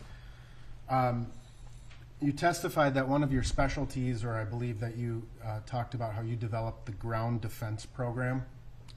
I was one of the people that founded it, yes. Okay. Can you just describe generally what is the ground defense program? It's using techniques other than strikes to control individuals. I mean, that's the broad term. And essentially that was a program that was introduced some 10, 15 years ago to the MPD? I believe it's 10 years now. Okay. And that's using different, like jujitsu moves or different body control methods versus punching or striking an individual, right? That's correct. And that was a program, again, that you helped develop and found, and you continued to train throughout the Minneapolis Police Department during your time as in the training division, right? That's correct, sir. And it's fair to say that when you train a police officer, you're training them in particular moves that will help improve their ability to gain compliance of a subject, right? That's the goal, yes, sir. But certainly there's no strict application of every single rule, agreed? Or every single technique. That is correct. Officers, Objection. Which question is it for? Every move or every? Objection is sustained. Compound question. Rephrase. Sure. Answers are stricken. there is no strict application of every technique that an officer is trained, is there? No. Officers are trained to be fluid, correct? Yes, sir. And sometimes officers have to do things that are unattractive to other people Correct. in terms of the use of force. Yes, sir. And an officer, you would agree that being a police officer is a relatively dangerous job? Yes, sir. You yourself, in the course of your career, have had to use force against suspects. Yes, sir. You've arrested many people, I presume.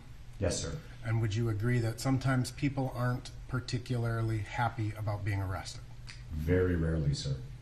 And sometimes they fight with you, Yes, sir. and sometimes they argue with you, Yes, sir. sometimes they make excuses.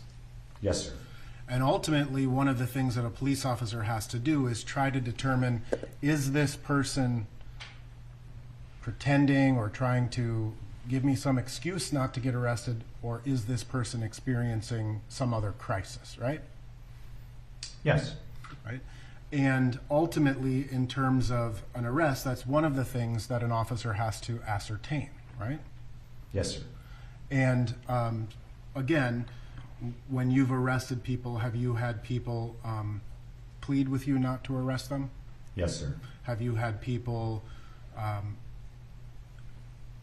say they were having a medical emergency, Yes, sir.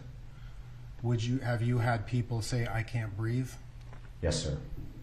And were there circumstances during the course of your career as a patrol officer where you didn't believe that that person was having a medical emergency? Yes, sir. And that's all part of the analysis in terms of the use of force, right? It plays a part, yes, sir. And so if someone comes to you and says, if you tell someone I'm under arrest, one way that a person can resist arrest is through the use of their words, agreed? Yes, sir. And that's a form of what you would call passive resistance? Depending on the types of words that are used. Right. So words could be both passive or active resistance, right? I would say yes. Right. So the difference between I'm having a heart attack versus screw you, you're not going to take me. Oh, yeah, yes. So that's what you mean by the difference in the words, right? That's correct. Or if a suspect is threatening you when you're arresting. That's correct. All right. Now, the whole concept of this ground defense program, as you testified, was to really use body weight and control to gain compliance of a subject, right? Yes, sir. And would you agree that in any use of force situation, the circumstances can change from minute to minute, second to second? Yes, sir. So somebody who is initially compliant can suddenly become non-compliant. That's correct. Somebody who's peacefully going into custody could suddenly become violent towards an officer. That's correct. Somebody who is violent in 1 second, becomes compliant, could become violent again, right? Yes, sir. You've experienced that yourself, correct? I have. And an officer, in terms of the use of force, you don't train officers specifically to only focus on the individual that they're taking into custody, do you? No. Do you train them on officers to consider and to take into consideration other factors, Yes, sir. such as their partner's safety, That's correct. such as a crowd, Correct. such as the difference between a crowd, right? Like, Yes, sir. are they a happy crowd or are they an angry crowd? Yes, sir. In terms of, we talked about the proportionality of the use of force and kind of sliding force up and down that model. Do you recall that? Yes, sir. When an officer uses force, do you train officers to take into consideration what happened immediately prior to the use of a particular use of force? Could you rephrase that, sir? I'm sorry. Sure. In terms of the continuation of the use of force, do you train officers to take into consideration what has happened with that suspect in the immediate preceding events? Yes, sir. So, for example, if you were just fighting with a suspect and that person becomes compliant, does that become a consideration in terms of a continued use of force? Yes, sir. If someone has a sizable or a large size difference, do you train officers to take that into consideration in terms of their use of force? Yes, sir. So if some person had fought with more than one officer at a time, do you train officers to take that into consideration as far as the continuing use of force? Yes, sir. So one person against 3 people is a factor that officers would consider for the continued use of force. Yes, sir. Do you train officers relevant to the use of force for people who are under the influence of controlled substances? It's a consideration, yes. Right. And in your experience, have you ever had to use force against somebody who's under the influence of a controlled substance? Yes, sir. Do you train officers that certain controlled substances can cause a person to exhibit more strength than they would have otherwise? Yes, sir. So going back to the ground defense program, the ground defense program really uses a lot of joint manipulations, correct? Yes, sir. Pressure points, Not so much pressure points with ground control. okay. Body weight, pins. Yes, sir. So using the officer's body weight to physically control an individual, correct? Yes, sir. Now, you were previously interviewed by the FBI in connection with this case, Yes, sir. and you are aware that your statement was recorded, transcribed, and were you aware of that? I was aware of that. Have you had an opportunity to review your statement to the FBI? Nope. Okay. So I'm going to ask you just some general questions, and if I need to refresh your recollection, I'll do so, okay? Okay, thank you. So, in terms of Minneapolis Police Department policy, there's a difference between a chokehold and a neck restraint, correct? That's correct. A chokehold is considered a lethal or deadly use of force, correct? Correct. And a chokehold is defined by Minneapolis policy as specifically blocking the trachea or the airway of the suspect from the front side, correct? Correct. So essentially what you would kind of think of as almost strangulation, putting your hands around someone's neck and squeezing the front of their neck, correct? Yes, sir.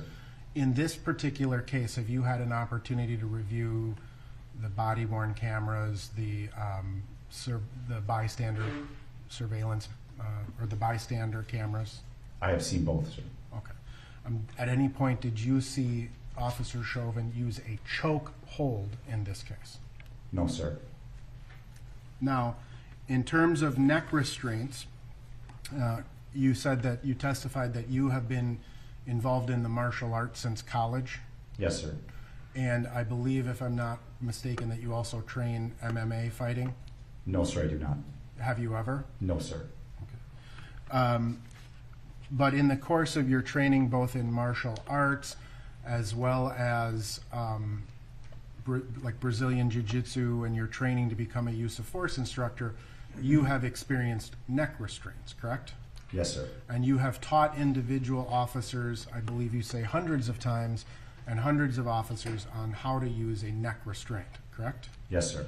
And a neck restraint, as you have described it, requires both sides of the neck to be compressed in order to render a person unconscious, correct? That is what we teach, yes.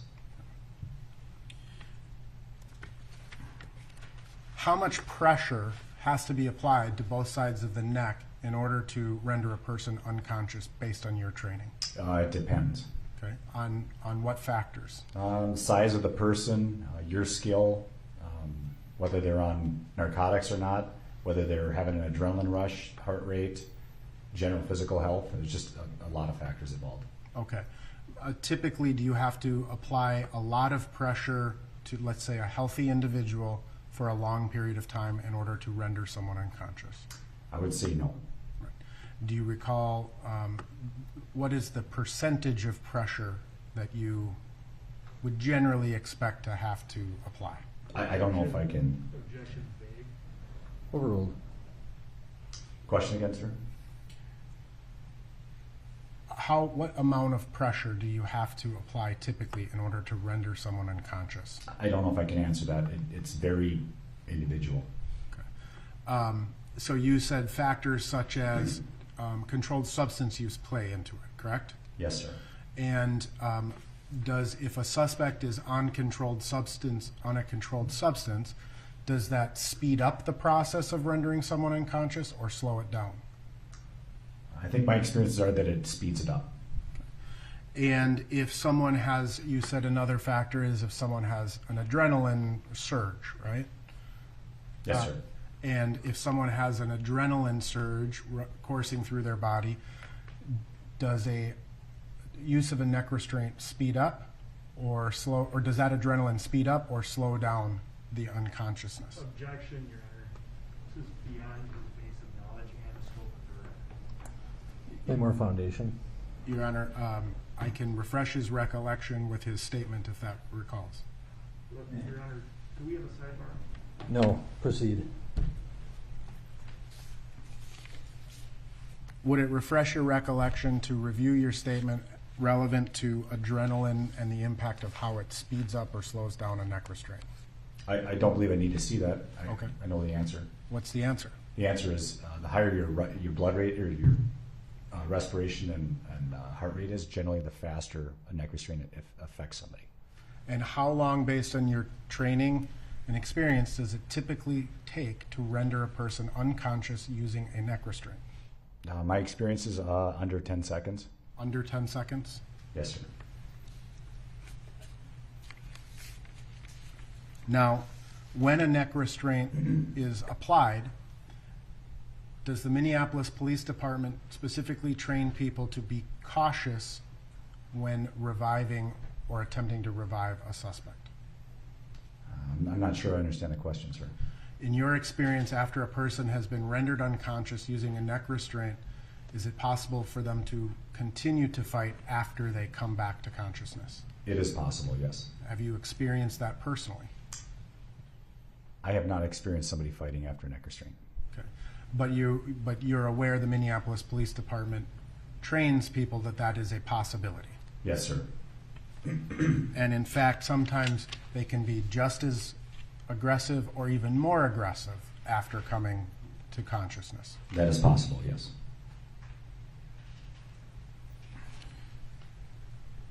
Now, in terms of the use of a neck restraint specifically, there are circumstances, are there not, where an officer can continue to hold a person in a neck restraint after rendering someone unconscious?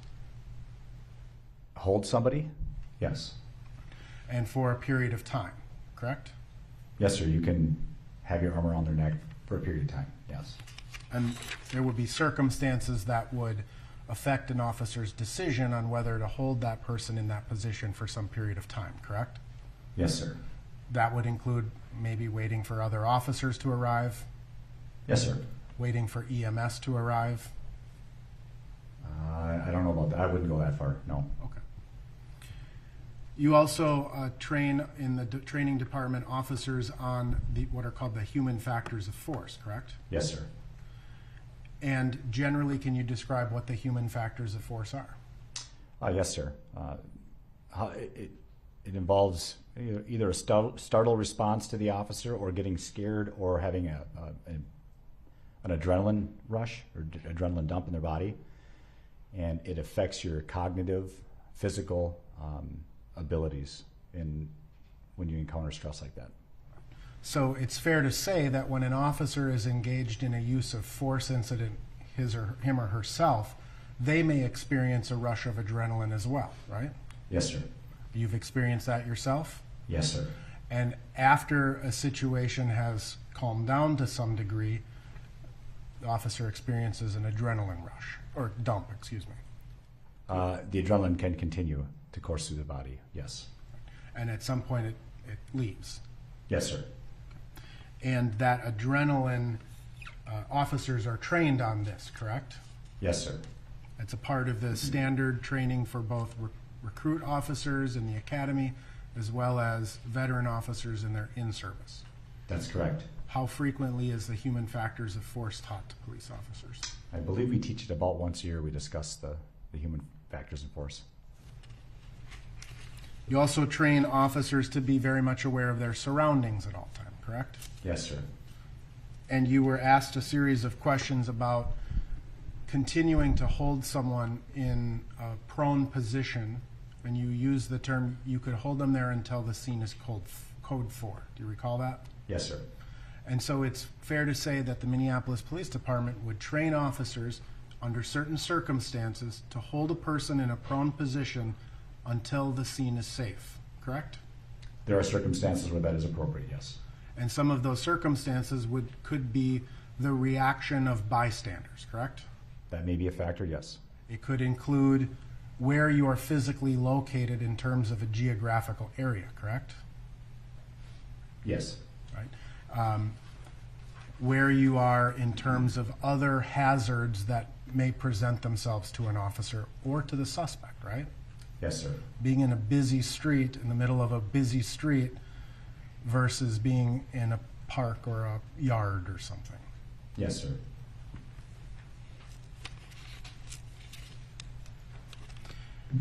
Now, you also described the Minneapolis Police Department's policy in terms of rendering medical aid as best you can, right?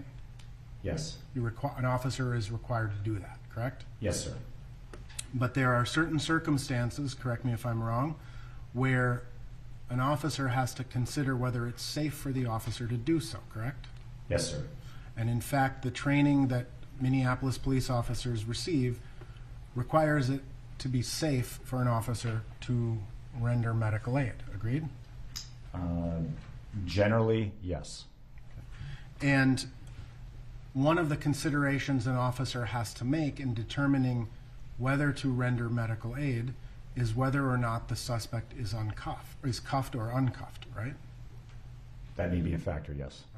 There are circumstances where you've been fighting with a person and you've gotten them handcuffed, and you have to decide, is it worth the risk to take these handcuffs off to give this person medical aid? Yes, sir. Because once you unhandcuff a suspect, they could become resistant again, correct? That is correct. You have to decide, is that a risk you're willing to take? Yes, sir. You also described the recovery position, correct? Yes, sir. And the recovery position could be rolling someone on their side, sitting them up, or standing them up, right? Yes, sir.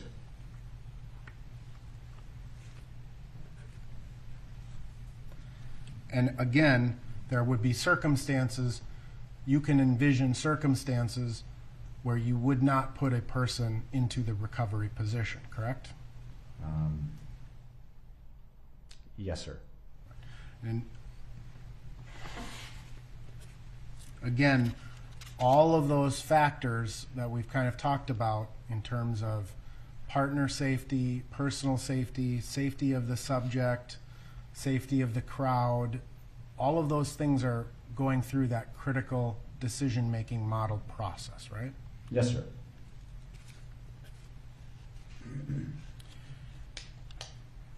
Now, in terms of the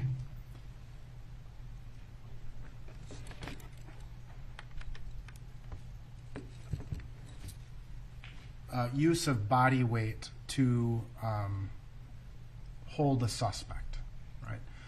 You train officers to use their knee across the back, shoulder, or the shoulder to the base of the neck of a subject, correct? Yes. That is something that is specifically trained by the Minneapolis Police Department, whether it be for handcuffing purposes or simply prone control of a subject. Yes, sir. So if a person is being handcuffed, officers are specifically trained to put a knee across the shoulder blade of the suspect to the trapezius, is that what it's called? Yeah, trapezoid, yeah. Something. Yeah, sure. I'm not a medical doctor. So. Yeah. And that is routinely trained by the Minneapolis Police Department, both in terms of the academy as well as in service. Situationally, yes. And simply because a person is handcuffed, there would be other circumstances where you would use that body weight, that prone control technique to maintain control of a subject, correct? Yes. And in terms of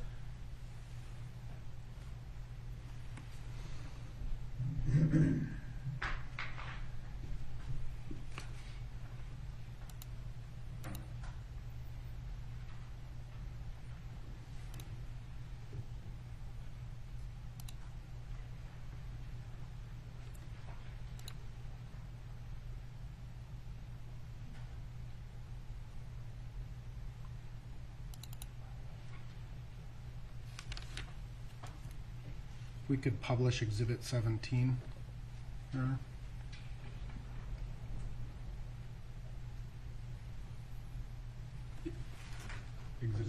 If we could publish Exhibit 17. You were asked a series of questions about whether this is appears to be a trained Minneapolis neck restraint. Yes, I was asked that. And you said no, No. correct? Correct. But it is, you had hedged a little bit and said it may be some other training. Perhaps. What would that training be? Using body weight to control.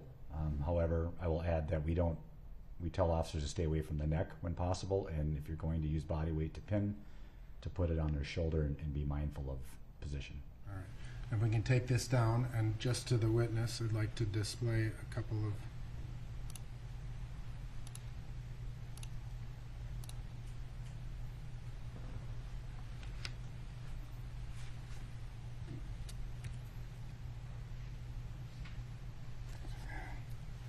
This is page 41 of Exhibit 126. Just show this to the witness.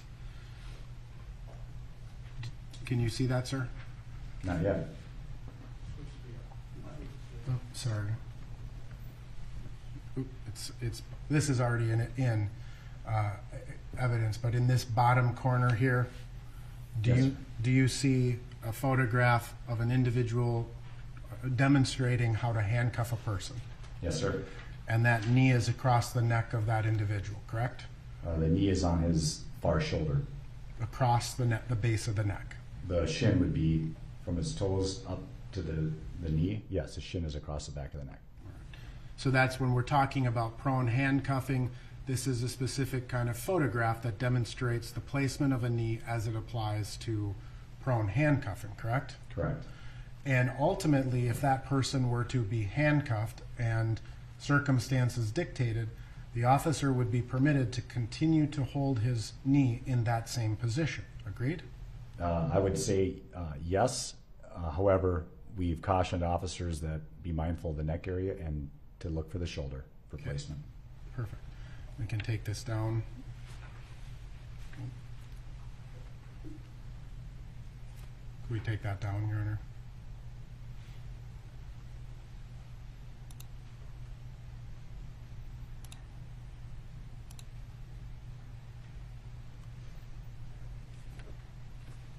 I'm going to show you what has been introduced as Exhibit 56 already.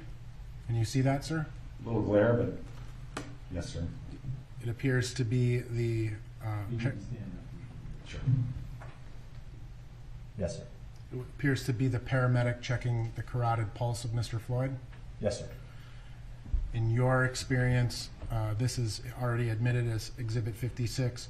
In your experience, would you be able to touch the carotid artery if the knee was placed on the carotid artery? No, sir.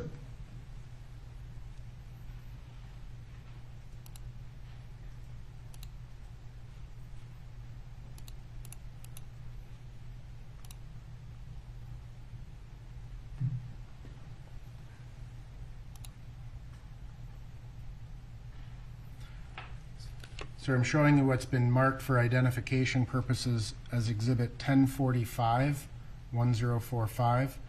Can you just generally take a look at that? Yes, sir.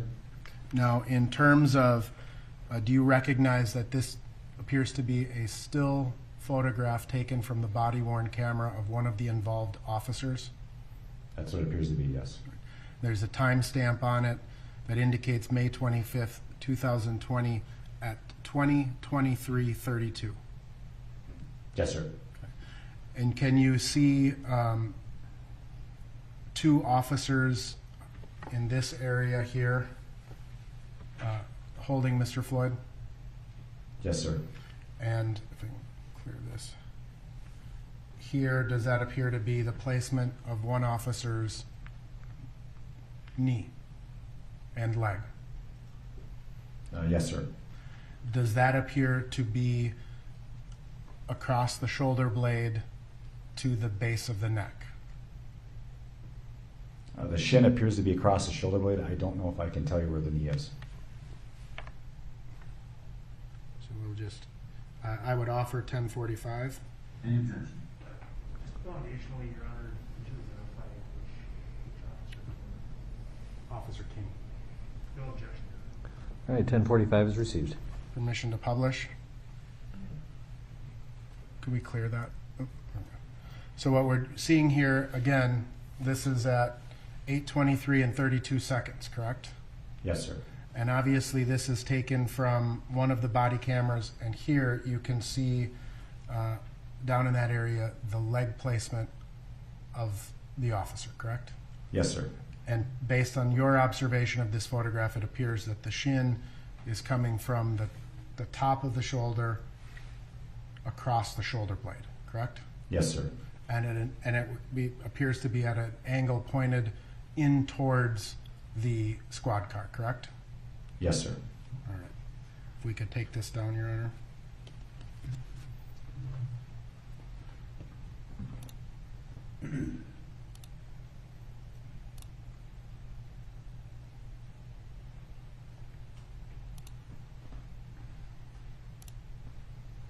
Sorry, I'm missing.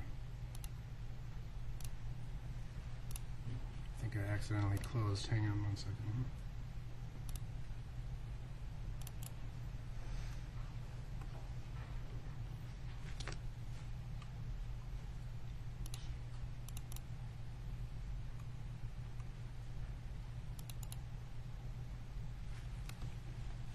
Sure, I'm showing you what's been marked for identification purposes as 1046. Does that appear to be a similar angle? Yes, sir. And I apologize, it was actually Officer Lane's body worn camera. 1045 and 1046. Again, can you see what appears to be the placement of the leg of one of the officers at the shoulder blade of Mr. Flyod? It appears so. You can see in this area here what appears to be the back or the calf area coming across the shoulder blade, correct? Yes, sir. Again, the time stamp is 10:26 and 40 seconds. Yes, sir. And does that knee placement appear to be similar to how a Minneapolis, or excuse me, similar to the placement in the previous exhibit? The last exhibit, sir? Yes. Yes.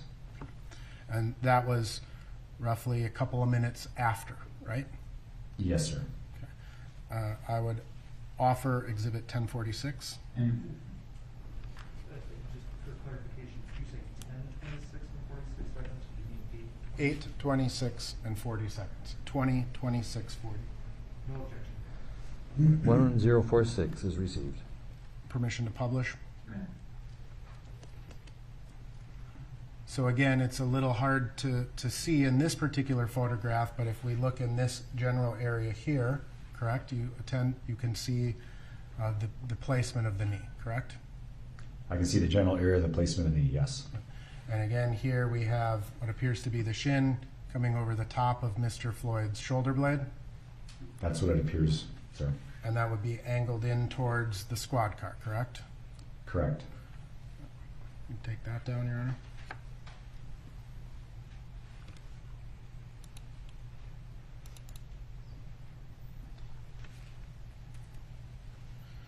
Sir, I'm showing you what's been marked for identification purposes as Exhibit 1047. Does that also appear to be a still frame image taken from a body-worn camera of a Minneapolis police officer? Yes, sir. Timestamp being 8:27 and 49 seconds, Yes, sir. 20:27:49, correct? Correct. And it appears that the officer wearing this body-worn camera has now stood up, correct? It's a different angle, sir, yes. From higher to lower, correct? Lower to higher, sir? It appears that the camera is at a higher angle, looking down. Yes, sir. And can you see in this photograph what appears to be the knee and shin placement of the officer? Yes, sir. And would you agree that it appears that the knee is placed in the center between Mr. Floyd's shoulder blades? It appears to be between his shoulder blades, sir, yes. I'd offer 1047. Any objection? Lane, No objection. 1047 is received. permission to publish. So again, here in this particular photograph, you can see the placement of Mr. Chauvin's knee in between the shoulder blades of Mr. Flyod, correct? Yes, sir. And it happens to be right here, that moment when the carotid artery is being palpated by the EMT. Yes, sir.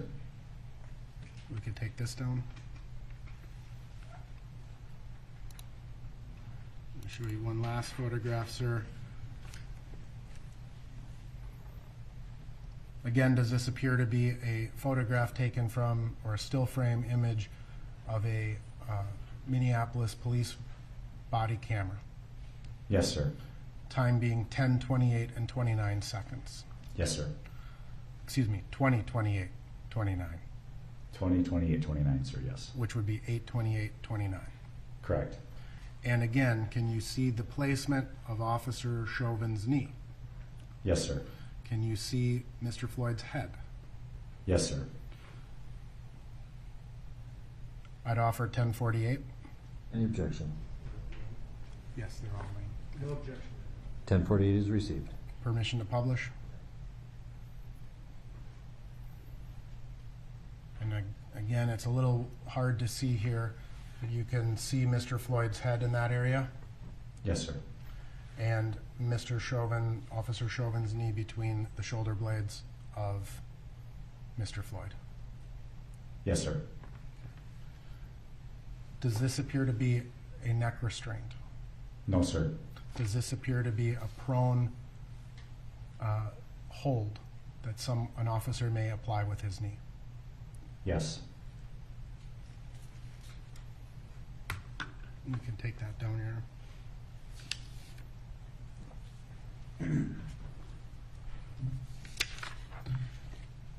Now, you have talked about taking or holding a person in the prone position after they have stopped resisting. Do you recall talking about that? Yes, sir. And are there circumstances in your career where you have had to use your body weight to hold a suspect down for longer periods of time than, say, 2 or 3 seconds? Yes, sir. And are there times where you have had to use your body weight to hold a suspect down for 10 minutes? I'm not sure if I have held somebody down for 10 minutes or not. I don't have a recollection of that, sir. Is it possible? Yes, it's possible. And there are circumstances, again, that an officer has to take into consideration in terms of continuing to use their body weight regardless of whether the person is resisting or not resisting, right? Rephrase that? Sure. Sometimes an officer has called for EMS, correct? That's correct. And sometimes an officer may hold a person using their body weight to restrain them, awaiting the arrival of EMS, correct? Yes, sir. You've done that yourself? I have. And sometimes you've had to, or was it fair to say that you've had to train officers to use their body weight to continue holding them until EMS arrives? As long as needed to control them, yes.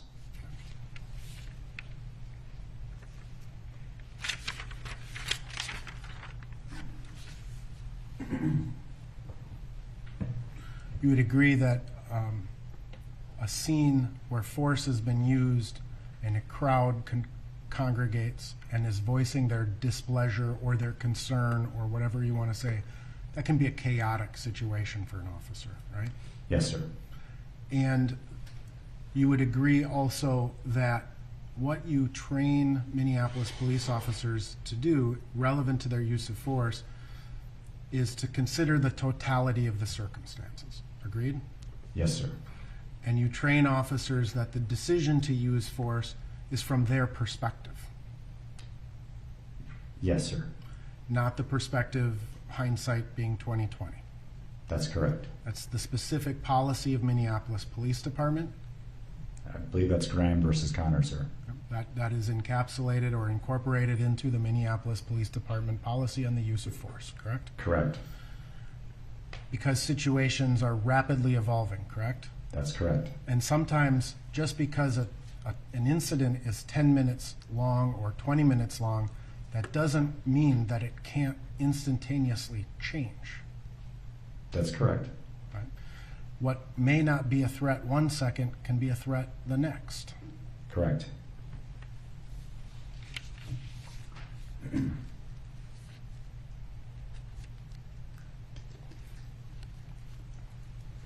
Have you ever been trained or trained others to say that if a person can talk, they can breathe?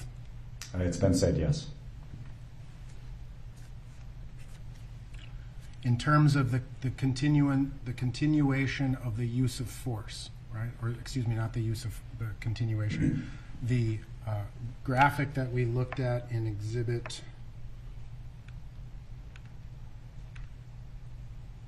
110. If we could publish Exhibit 110, Your Honor. This is the Defense Control and Response Training Guide, correct? That's correct. Simply because a person is not actively resisting, right? That doesn't mean you can't use some degree of force, correct? That's correct. If a person is passively resisting, you can still use certain types of force, right? Yes, sir.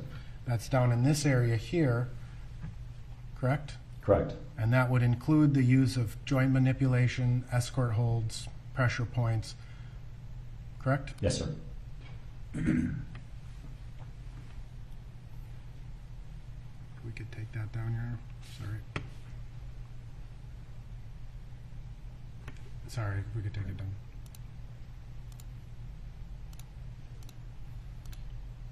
You were asked a series of questions about the strike chart and the neck, you know, the red, yellow, and green zones. Yeah, it's called the Monadnock chart, sir. Yes, for What- striking. That chart is designed specifically for punches, baton strikes, things of that nature, correct? That's where we use that graph, yes.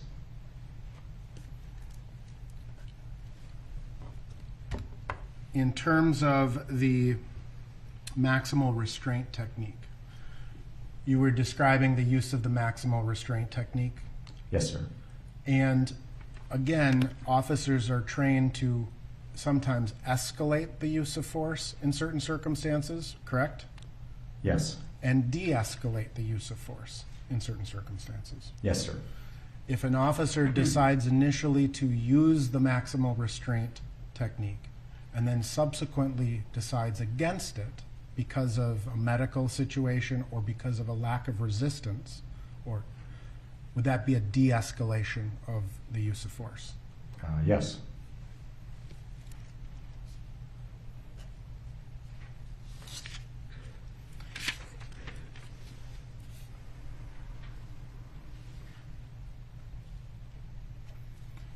Is it more or less difficult to render medical aid if someone is in the maximal restraint technique? I would say it was probably a little bit more difficult to maneuver around that. You would not be able to put them on their back, for example. It would be difficult, sir, yes. In terms of the use of force, part of the ground defense program is actually to use body weight as a form of de-escalation, is it not? Yeah, it's use of force that may be used instead of higher escalations of force, yes. But sometimes holding someone in a position can be a de-escalating technique. Yes, sir.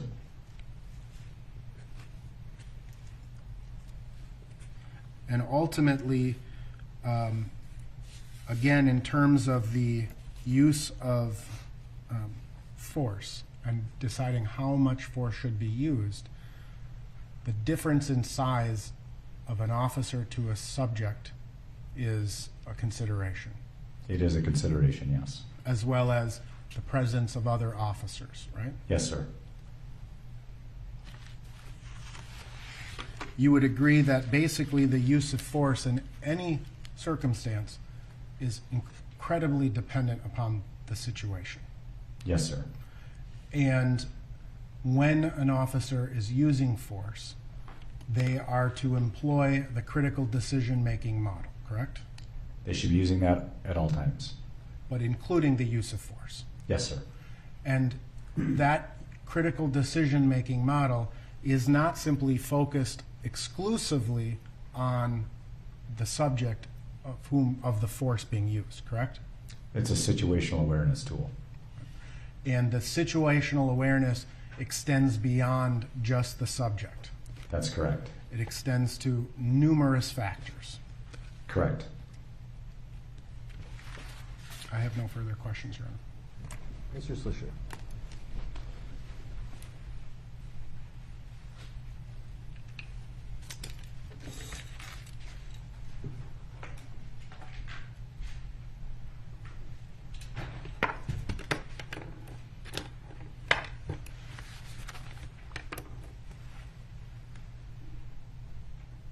Thank you, Your Honor. Sir, to follow up on some questions that counsel is asking you regarding the use of force being reasonable in the eyes of the officer. That's what you answer the training is that right? At the officer involved at the moment the force is used, yes. But force is always subject to review, correct? Yes, sir. And review is always going to be after the fact, right? That's correct. And the force that's used and reviewed must be reasonable. That's correct. Taken from that perspective, the perspective of the officer at the time, correct? That's correct. But the officer doesn't have the unfettered discretion to use whatever force they wish. No, they do not, sir. Now, if we could take publish the Exhibit 110 again, which is the control guide continuum. Now, when we look over here on the left-hand side and we're talking about what force can be used and what's proportional, we see that the officer is to look at the subject behavior. Is that right? For force on the subject, yes, sir. And the amount of force that they use that's proportionate has to be proportionate to the subject's behavior, correct? Generally speaking, yes. So if, for example, a group of bystanders were doing something that the officer might find annoying, such as videotaping, right? That act would not be subject-controlled behavior, would it? No, sir. And that act would not justify the use of force or escalation of force by the officer, would it? That alone, sir, no. Because that's not subject-controlled behavior, correct? Correct. So if we could then publish Exhibit 184. Exhibit 184 has been received into evidence, and what you see here is a group of bystanders. Is that right? Yes, sir. And in a couple of instances, you can see the bystanders have something in their hands, correct? Yes, sir. And those appear to be video cameras. Is that right? Or smartphones. Yes, sir. That extra fact would not justify an increased use of force, would it? Just the camera, sir? No.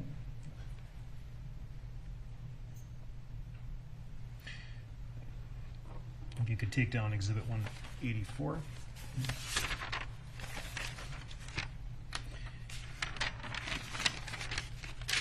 The acceptable use of a knee across a subject's back, it's a transitory position, is that right? Yes, it is. It's meant to be used to gain control of the subject while the subject is being handcuffed. Correct. But all force must end at some point, is that right? That is correct. And once a subject is under control and no longer resistant, it's inappropriate to hold them in a position where you're draping your knee across their back or neck, isn't it? I would say it's time to de-escalate force, sir. And get off of them. Yes, sir. You talked about the prone position in and of itself being something that can lead to positional asphyxia, is that right? Yes, sir. Would that risk be increased by the addition of body weight? Yes, sir. And so if an officer was placing body weight on the knee, with the knee on the neck or the back, or the the neck and the back, that would transfer the officer's body weight onto the person, correct? Yes, sir. And that would increase the restriction, I guess, decrease the ability of the subject to breathe. Is that right? Potentially, sir, yes.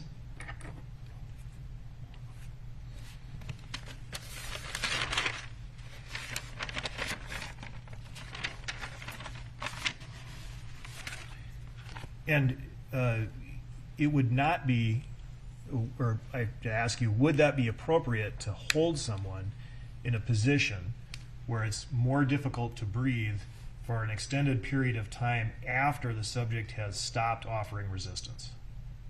Can you rephrase that, sir? Would it be appropriate and within training to hold a subject in that prone restrained position with a knee on the neck and a knee on the back for an extended period of time after the subject has stopped offering any resistance? No, sir. Or has lost their pulse? No, sir. You testified that an individual can be unconscious one moment and then suddenly become conscious and become violent, correct? That is potentially, yes, sir. Have you ever had a circumstance where an individual has lost their pulse and suddenly come back to life and become more violent? Not that I'm aware of, sir. Nothing further. Any further requests?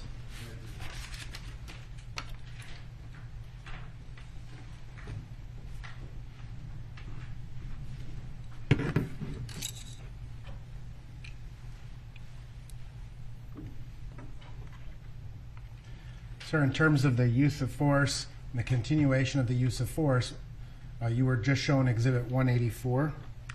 I'm going to ask to republish 184.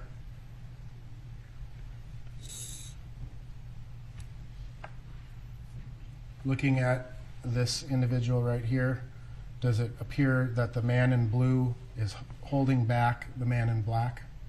Yes, sir. The guy with the boxing shirt on? Yes. sir. He's holding back. That's at a glance. Yep. Now, in terms of the continuation of use of force, and we're talking about involvement of onlookers, right? The words they use matter, correct? Yes, sir, they do. If they're cheering on and saying, "Good job, officer," that's one consideration, right? Correct. But if they're saying, "I'd slap the fuck out of you," or "You're a pussy," or "You're a chump," would that reasonably tend to rise alarm in a police officer? Yes, sir. I have no further questions.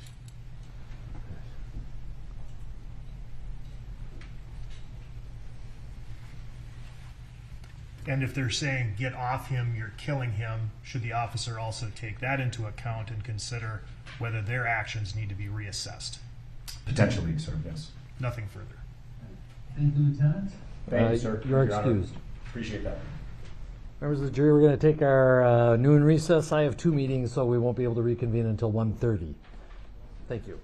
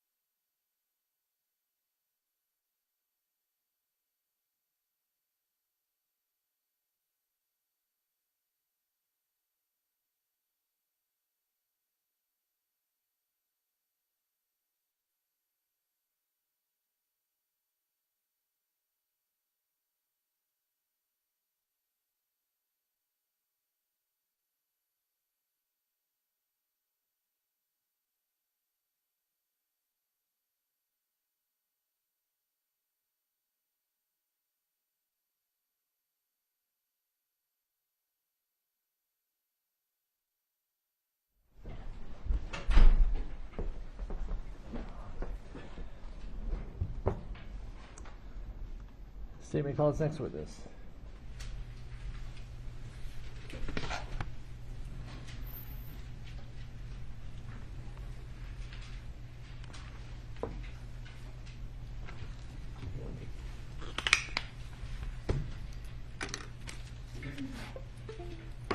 Thank you, Your Honor. The state calls Nicole McKenzie.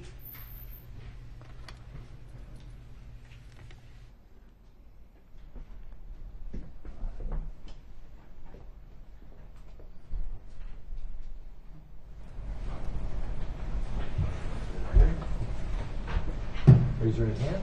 Do you swear or affirm under penalty of perjury that the testimony you're about to give will be the truth and nothing but the truth? Yes, Your Honor. Have a seat.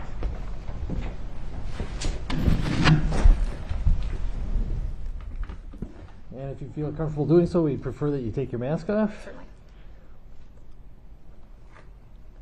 And before you begin, actually, could you grab me that stylus that's there? Thank you. Yeah, I'll get going for you. If you could begin by giving us your full name, spelling each of your names. Nicole McKenzie, Nicole. Last name McKenzie, Mackenzzie. Mr. Slisher. Good afternoon. Good afternoon. How are you employed? I'm employed by the Minneapolis Police Department. How long have you been employed by the police department? About 6 years. What is your current role there? I am a police officer. Do you have a specific duty assignment? I do. I am the medical support coordinator for the department. All right. Now, before we talk about that role, I'd like you to share a little bit about yourself with the jury. How long then have you been a police officer or in law enforcement? I've been in law enforcement for about 6 years, all of that whole time with the Minneapolis Police Department. And did you have a career prior to going into law enforcement? I did, yes. I worked in human resources. What's your educational background? I have an associate's degree in human resources. I have a bachelor's degree in business. I am an EMT. I also have my law enforcement certificate, and I'm also an EMR instructor. You worked in human resources. That was your original plan? Correct. How long have you wanted to be a police officer? Actually, it's something I had always wanted to do. I just kind of talked myself out of it for one way or another, but eventually found my way back. Can you please tell the jury how you entered law enforcement? Did you go through the academy? I did, yes. I came in as a cadet, which means that the department sponsors the education components that make you eligible for the post-exam in the state of Minnesota. And how long of a program was that? I think it was about 9 months total. After you completed the in-class or the classroom portion of the academy, did you go through field training? I did. How long was that process? The field training at that time was about 5.5 to 6 months. And as an officer with the Minneapolis Police Department, are you familiar with some of the officers who also work in the department? I am. Are you familiar with the name Derek Chauvin? I am. How are you familiar with that name? He was actually one of my fill-in FTOs for one day while I was on FTO. I think my FTO was sick, but also he's attended my training that I've conducted with the department. All right. And would you recognize him if you saw him? Yes. Do you see him in the courtroom today? Yes, sir. Would you please point to him and describe what he's wearing? Yep. It's the gentleman here in the light gray suit. All right. May the record reflect the witness has identified the defendant. Any objection? It will. You indicated that you're the medical support coordinator. Is that right? Yes, sir. Could you please describe for the jury what that role entails? Certainly. There's a couple different components to it. Primarily, it's going to be the first aid education that all of the officers receive. I do the training for the academy, both the recruits and the cadets, as well as the in-service, which is more like the continuing ed for all of the current officers. And I am also administrator of the Narcan program that we have. What is the Narcan program? The Narcan program is the training and administration of pharmaceutical to use to temporarily reduce opiate overdoses. And is Narcan, is that something that officers have available to them? Yes, sir. And you provide the specific training regarding the use of Narcan. Is that I do. right? Okay. And also, you provide medical training both at the academy and in service. Is that right? Correct. Are you familiar with the requirements from the department and the post requirements for how often officers are supposed to train in medical procedures? Yeah, with the Minnesota Post Board, when you're able to apply for the examination, you do have to have your EMR certification, and that's Emergency Medical Responder. Beyond that, the Post Board doesn't require anything terribly specific, but with the Minneapolis Police Department, we do continuing education every year on medical-related topics. You said that the Post Board doesn't require anything more specific. Can you explain that? With their education requirements as far as the continuing ed, as long as you've met the minimum number of hours, there are certain topics that they require you to complete. Other ones, because with the Minneapolis Police Department, we go above and beyond what the Post Board requires. So that's where we add in extra medical training. And you do that every year? We do. Are police officers required to have a specific CPR card? Not a card, no. You're not required to have that beyond your initial post certification. When you're initially post certified, you need one. Correct. And that's a part of the EMR certification that's required to be eligible to take the post exam. And some officers will continue to obtain the CPR card. Is that right? Correct. You know what is required in order to obtain that card? It's about a 4-hour class. There's a written test and a skills examination test out. And what does it cover? It includes adult CPR and AED, infant CPR, AED, as well as choking. Now, at this time, I'd like to display to the witness and not to the jury Exhibit 277 for identification.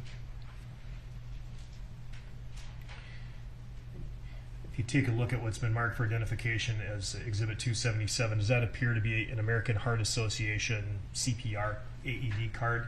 Correct, yes. Is that the type of card that you get issued if you complete the 4-hour course you just mentioned? Yes. While it's not required, some officers continue them, and those cards are maintained in the records of the Minneapolis Police Department. Is that right? If they had taken a full AHA course through the Minneapolis Police Department, we would be the record holder. All right. And then if we can take a look at Exhibit 278, that also appeared to be a CPR card, just of a different year. Correct. Okay, I'm going to offer Exhibits 277 and 278. 277 and 278 are received. If we could publish Exhibit 277 and highlight the portion. Does this appear to be a Heart Saver CPR AED card issued to Derek Chauvin, March 2012 through March 2014? Correct. Okay. And if we could display Exhibit 278. Again, a CPR card issued to the defendant from January 2014 to January 2016. Is that right? That is correct.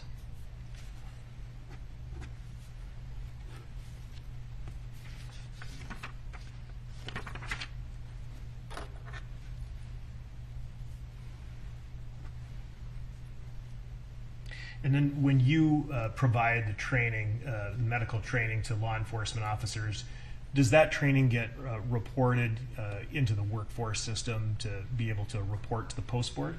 It does. Now, when did you start personally delivering this training? I have been a part-time instructor since 2017, and I assumed the full-time position January of 2020. Okay. How many times do you think that you've provided this training, this in-service training to law enforcement officers? CPR specifically? Yes. I would say upwards of 20 to 30 sessions. All right. And do you use a slide deck or a PowerPoint to do your medical presentation every year? We do. If I can show you Exhibit 111, just to the witness, not to the jury. Okay. Exhibit 111, do you recognize what appears to be the first part of a slide deck? Yes. And if we can turn to the second page of 111, does that appear to have, it says MPD CPR? Is that right? Correct. Have you personally delivered this slide deck before? I have. Approximately how many times? This was in service of 2019, and my best estimation, this was probably carried out over the course of maybe 12 sessions or so, 12 to 15 sessions, and I was responsible for about a third of them. Right. Did the defendant attend any of your sessions? I'm not sure. But you were providing the block of training that everyone consistently took back in the in-service in 2019? Correct. I was the assistant instructor here, and I ran one of the skill stations. So theoretically, everybody from the department would have come through my skill station at some point. Now, at this time, if I can, you can take that down here. I'm going to offer Exhibit 111. Any objection? 111 is received. In general terms, then, you provide the jury an overview of the specific medical training that you provide to law enforcement officers on an annual basis. For in-service specifically? For in-service, yes. Okay. We do offer a wide variety of different kind of trainings, depending on how many training sessions are going to be available to us in a year. But at a minimum, every year we are touching on CPR and AED. And then in alternate years, we're also going over a refresher class on Narcan. Okay. And that's the minimum standard. If we have more training spots available to us, we can add in more classes. And are you aware whether the Minneapolis Police Department has a specific policy regarding rendering of emergency aid? We do. And could you please provide the jury just a high-level overview of what that policy requires? Certainly. It's a high-level summary of our first aid policy is going to be requesting EMS resources to anybody that needs it or anybody who requests it, and also rendering first aid that's consistent with your training that you've received. Okay. And does the policy allow you to do one or the other? Can you just call for the ambulance and not do the emergency medical procedures? It depends on the situation specifically. If there was really no need for immediate first aid, maybe like a small cut or abrasion, it would be then appropriate to just wait for EMS to arrive. But if it's a critical situation, no, you have to do both. I'd like you now to kind of walk us through some of the specific training that you provide, and we'll use Exhibit 111 to do so. If you could publish Exhibit 111 starting at page 6. Well, let's go back to page 1. All right, why don't you explain page 1 of this? Okay, so this is an image of a clip that's taken from the classic movie Dumb and Dumber. And this is a video clip that we show at the very beginning of training. It's more or less just kind of a lighthearted way to get people a little bit more engaged in the class. As Not a substantive slide. No, absolutely not. All right.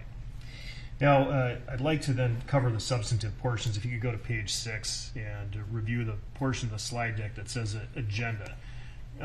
You please describe to the jury each of these different portions of the training that you provide. Certainly. So this block of training was primarily focused on CPR, but we did throw in a couple of extra pieces of information because we had the time available to us. So we just kind of briefly retouched on other things we had had already taught, which was tactical combat casualty care. That's basically rendering aid for more traumatic injuries, if you will. Then we also provided an update on our Narcan program as far as usage and maybe things we had learned since we had initially rolled it out. And then the remainder of the time was focused on the full CPR course. All right. If you could go to page 21 of Exhibit 111. And for the jury, would you please describe, and using this slide, just kind of walk us through what specific training you provide Minneapolis Police Department as it pertains to CPR? Okay. When we're called to a scene where there is some kind of medical situation going on, maybe it's illness or injury, whatever it happens to be, we have a little bit of a mnemonic that we always kind of walk through to make sure that we're covering all the basics. So when you're encountering somebody that appears to be unconscious, we start with an acronym that's called AVPU. That's AVPU. We walk through that acronym to determine a level of responsiveness. And then we kind of work through the A, B's, and C's, which is airway, breathing, and circulation. Right. I'd like you to then please go to the next page, 22. AVPU, could you please walk the jury through this assessment tool? Certainly. So when you're determining somebody's level of responsiveness, you kind of walk through this as your model to see where they land. So if somebody's alert, that means that, as soon as I walk into the room, and they spontaneously look at me, I determine, okay, that person's alert. I don't really need to go any further. Verbal would be, maybe just kind of yelling towards somebody or trying to get their attention, something like that, to see if they respond to any verbal stimuli. And if you don't get a response there, then you move on to the P, which is pain. And that's going to be something like, for instance, if you grab the base of the fingernail and kind of press against it, you're just kind of looking for any kind of response that somebody would normally pull away from. We're certainly not talking about anything that would, cause any injury per se, but just a little pain stimulus, see if they kind of pull away from you or something like that. And if they don't respond, then you determine that person is unresponsive. I'd like to just talk about, have you talk about the P, the painful stimuli, briefly. It sounds like in the assessment tool, what the person is doing, the trainee is doing, is going to be applying a painful stimulus to see if the person reacts. Is that right? That's correct. Is it possible to determine someone's level of responsiveness without intentionally, or should I say, without inflicting pain for the purpose of checking stimuli? So, for example, just observing whether the person is continuing to react to some kind of painful stimulus. Can you rephrase that? Sure. If someone, if you came upon an individual who was injured, for example, and crying out or manifesting some sort of pain as a result of the injury, but at some point they stop being verbal, they stop responding to that pain, could that potentially be a sign of non-responsiveness? Correct, yes. Okay. Once you determine an individual is unresponsive, then what do you do? Then you walk through the next set of acronyms, which is going to be your A, B's, and C's. If you could return to page 21, please. Okay. And the A, B's, and C's, that's airway, breathing, and circulation. Is that That's right? correct. Okay. And if you could go to page 23.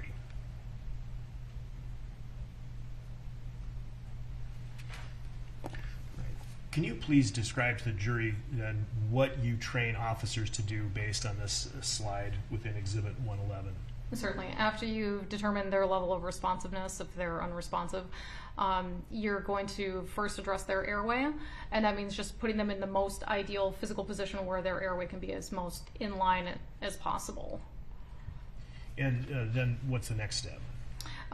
Tilting up the head slightly to open up their whether you use a head tilt chin lift or a jaw thrust maneuver to open up their airway. Okay. And then the next step beyond that is moving into checking for breathing. And if you don't see chest rise, it's just a matter of putting a hand on the center of the chest and seeing if there's any kind of air moving up and down. Right. And then what's the next step? The last is circulation. So that's where we're going to be checking a carotid pulse right up here underneath the jaw. Are there other places that officers are trained that they can use to check for a pulse aside from the carotid? Yep, absolutely. You can, use your radial here at your wrist. There's multiple points on your body where you can check them, but this is by far and away the most important. And what are officers trained to do if they are unable to find a pulse? If you don't have a pulse on a person, you'll immediately start CPR. Now, I want to go back to the concept of checking for breathing. You indicated that you can look for the chest rising and falling. Is that right? Mm-hmm. Yes. Yes. All right. Do you train officers that, as part of your training, you train officers that if a person can talk, means that they can breathe? No, sir. Okay. Why not? Well, that would be incomplete to say, because there is there is a possibility that somebody could be in respiratory distress and still being able to verbalize it. Just because they're speaking doesn't mean they're breathing adequately. All right. And getting back to circulation, you indicated that if the officer cannot find a pulse, they're to start CPR. Is that Yes, sir. correct? And describe what is done to start CPR. So to start CPR, if you're going to be starting that, if you haven't already contacted EMS to get them en route, you would do that immediately. Then it's a matter of just interlocking your fingers, and you go center of the chest, and then you push down about a third of the depth on that person at the rate of about 100 beats per minute. And is this something, that, again, getting back to the MPD policy, that the officer is trained that they're required to do while they're waiting for the ambulance? Yes. And when is the officer supposed to stop CPR? When you've been relieved by somebody with a higher level of training than you, or if there was some obvious signs of death, or if you've been doing it for a while, if you're absolutely just physically exhausted from doing CPR. If you could display page 27 of the exhibit. Right. And officers are specifically trained on this, is that right? Correct. It can be when the subject becomes responsive or wakes up, Right. or someone else takes over, or as you stated, it's not safe or you physically can't do it anymore. Is that right? Correct. Okay. And is this consistent then with the training that you provide every year to each and every law enforcement officer who is recorded as having taken this training during in-service? Yes.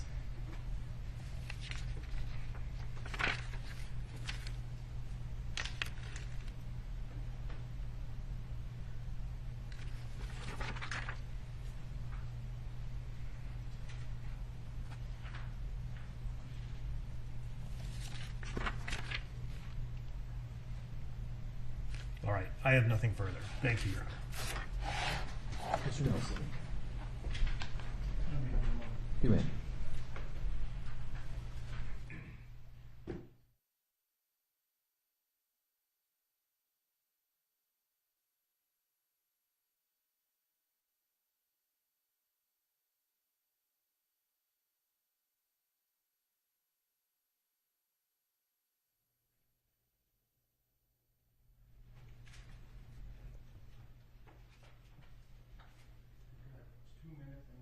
You may.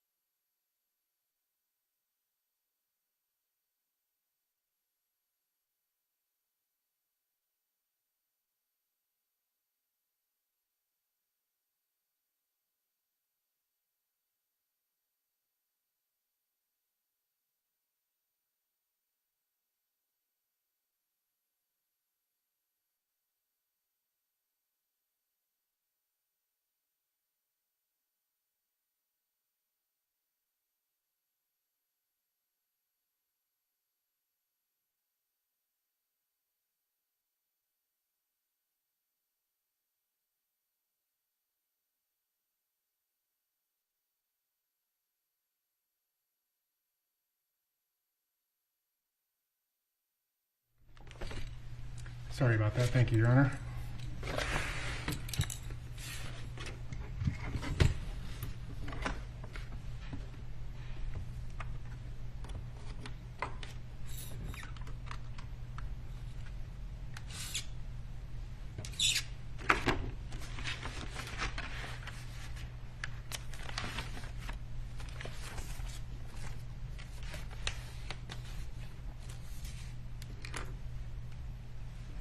Sorry about that, ma'am. No worries.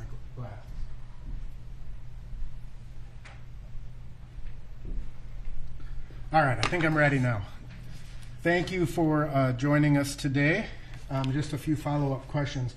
You have been with the Minneapolis Police Department for about 6 years at this point? Correct. And prior to that, you said you were an EMT as well, right? Correct. Now, as far as the Minneapolis Police Department is concerned, there are officers are trained as essentially first responders, correct?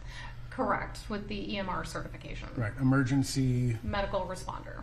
And so it's sort of it's a lower level of medical training, correct? Then an EMT, that is correct. Right. So you may go to a CPR class, then you have your first responder, and then an EMT paramedic, correct? That would be a natural progression, yeah. Right. And so you have experience, did you work as an EMT as well as? I did. Okay. And so you have experience both as a police officer as well as an EMT, correct? Correct. Now, you testified that part of your role now as running the medical program is to present officers with information as to multiple medical issues that they may encounter. Correct.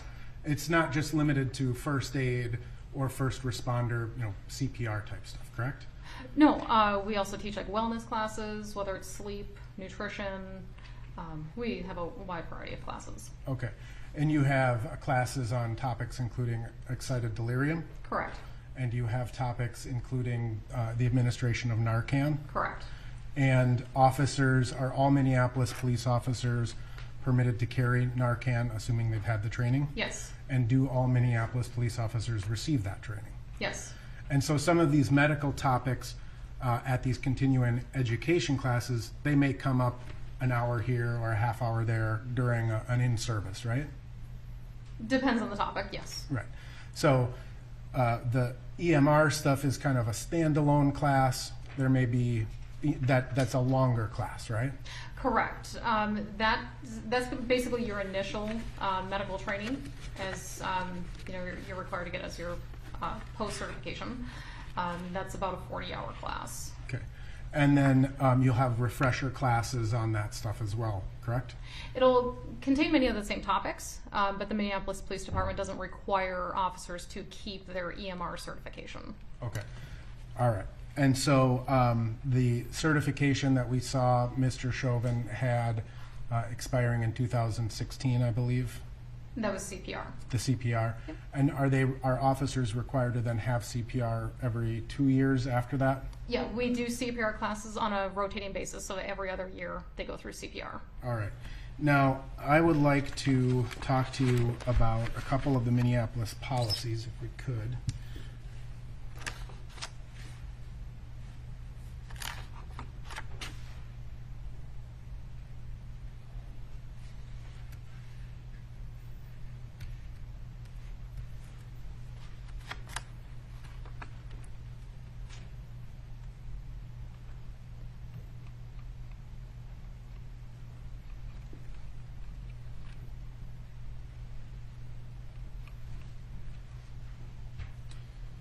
So there's essentially two Minneapolis police policies that deal with emergency medical response, correct? Correct. One being after a use of force, correct? That is correct. And that being as soon as reasonably practical, determine if anyone was injured and render medical aid consistent with training and request EMS if necessary, correct? Correct. That's policy 5-306 involving a use of force, correct? Yes, sir. And so the policy is somewhat qualified, correct? Meaning it's as soon as reasonably practical, correct? Correct. So in the course of the medical training, one of the things that you train officers to do in the administration of first aid is to consider other circumstances, right? Correct. So you'd have to make sure that your scene is safe before you're able to render aid. Right. And there's the scene being safe could be, not being safe could be come from a number of factors, correct? Absolutely. Environmental factors such as where you're located, right? Yes. Whether there's a lot of traffic, correct? Yes. Or whether there's a lot of bystanders, correct? Correct. Depending on their behavior, right? Yes. Okay. So scene safety is important, and in fact, Minneapolis police or the EMTs won't come to a scene until it's declared code 4 generally, correct? Generally, yes. And so oftentimes it's not uncommon for EMTs to stage off-site until police call a scene code 4, correct? Correct. Code 4 being all clear, all safe, come on in. Yes. And so in that situation, if a scene is unsafe, EMTs don't come in at that point, Correct. right?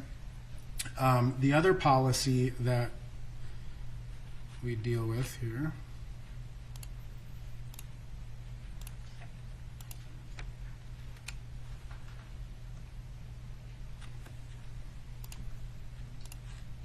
too many things open here.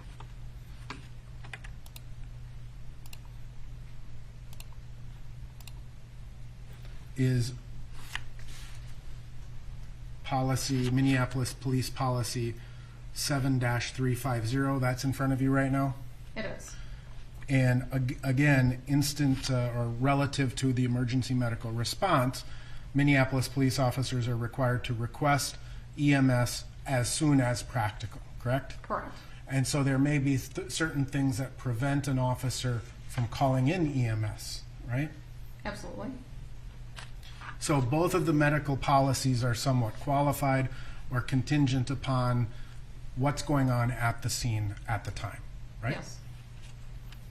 Now, in terms of, I believe it was this, Exhibit 111, which is the CPR presentation that you've presented, turn to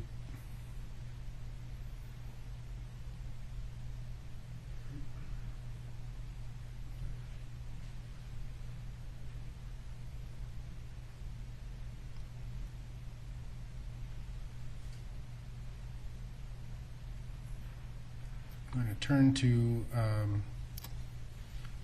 Bates 21856 down at the bottom there. There is a reference to agonal breathing. Yes. What is agonal breathing? Agonal breathing is something you'll see in somebody who's unresponsive and they're in some sort of respiratory distress. We see this quite often with opiate overdoses, medical emergencies, drownings, what have you. And can you describe what exactly agonal breathing is? Well, by name, it's kind of a bad term for it because it's not effective breathing. It's more or less kind of an irregular gasp for air. Okay. It's really just kind of like your brain's last ditch effort to try to pull some air in. And a person observing someone going through agonal breathing, it's common, or it would be possible that they would misinterpret that as actual breathing, effective breathing. Yes, it can be easily confused with real breathing, so that's why we teach this is not effective breathing. Right. So an officer is dealing with someone who's experiencing agonal breathing. It would potentially be possible for an officer to misinterpret agonal breathing for effective breathing. Okay.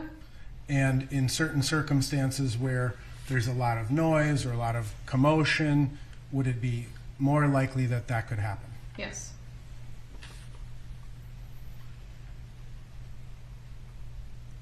Now, you were shown this slide in terms of when do we stop CPR, and one of the reasons you stop performing CPR is because it's not safe, right? Correct. And by it being not safe, are you referring to the process of actually giving CPR or the environment that you would be doing it in? It would be the environment around you. Okay. And so it stands to reason that if the environment around you you would determine to be not safe, you may not start it right away. That would be reasonable, yes. Okay. Now, you also testified that you teach on Narcan and the use of Narcan. Correct. And I am going to show you. You can see this training in front of you. Yes. Is this training that you provide to Minneapolis police officers? Yes. And this is the this is the program on like the broader course on how to administer Narcan, correct? Correct. And do you recognize this as a record that you keep in the ordinary course of your business? Yes, sir. This, Mr. Slisher, I had labeled as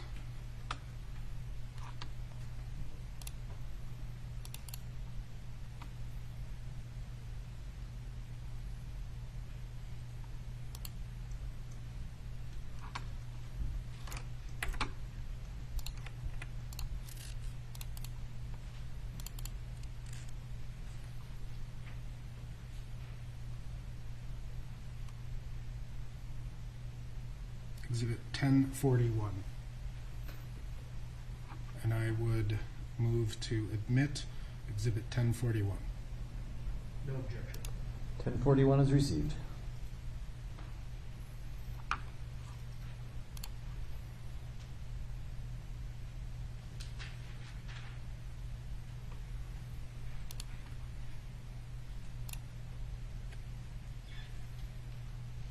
I don't know why it's doing this. Here we go. And permission to publish 1041. This is from the Minneapolis Police Department in service from July of 2018. Correct. And if Mr. Chauvin had attended this program and or his in-service in July or through September of 2018, he would have received this training, correct? Correct.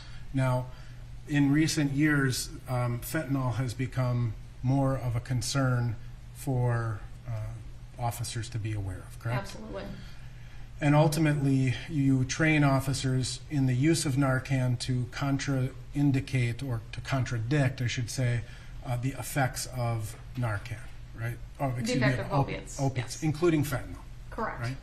Now, in your experience as a police officer and as a medical trainer, have you experienced individuals who take combinations of drugs? Yes, Have you heard the term speedball? I have.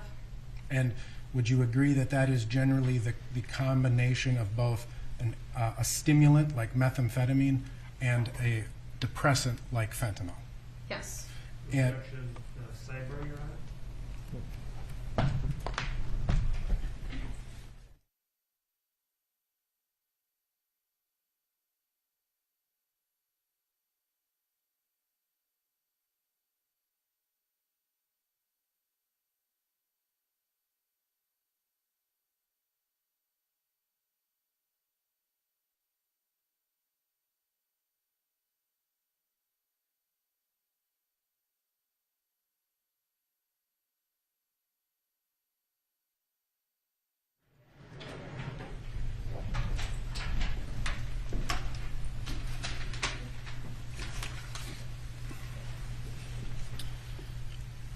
can you describe for the jury what a speedball is? It's essentially a combination of an upper and a downer. And has that become commonplace in your experience? Yes. Now, as fentanyl has become more prominent, do you see that in legal forms, such as patches or other pills that may be administered by a hospital? Objection leading. Do you see that on the streets? Yes, you'll see totally legitimate pharmaceutical purposes, and then also illicit, drugs that were manufactured outside of compliance. Can you explain for the jury whether, in your experience, you've seen illicit fentanyl use on the rise? Yes, Becoming more absolutely. And I'm going to just show you, generally when you talk about someone, you show it to officers in this training, when someone is on the experiencing an opiate overdose, you may see this type of behavior. Is that correct? You could, yes. Someone may fall asleep, someone may be very tired, kind of out of it, right? Correct. Objection leading. Yeah, let's get back to the direct question. Sorry. Would this be consistent with what you would see generally on a opiate overdose? It could be. Have you ever been at a scene where an opiate overdose, someone can be more responsive, Yes, even though they've taken an opiate? correct. Now, in terms of fentanyl, can you explain this slide? Certainly. So this is a diagram to show you just what could be considered a lethal dose of fentanyl. Just it's more of a visual indicator because we already know how dangerous heroin is, and you can see a trace amount of that could be deadly with fentanyl, and even more so with carfentanil. And so even fentanyl, even in very small doses, can be fatal. Would that be accurate? Objection, Your Honor. Sidebar. I'll rephrase the question. Persist in the objection, Your Honor.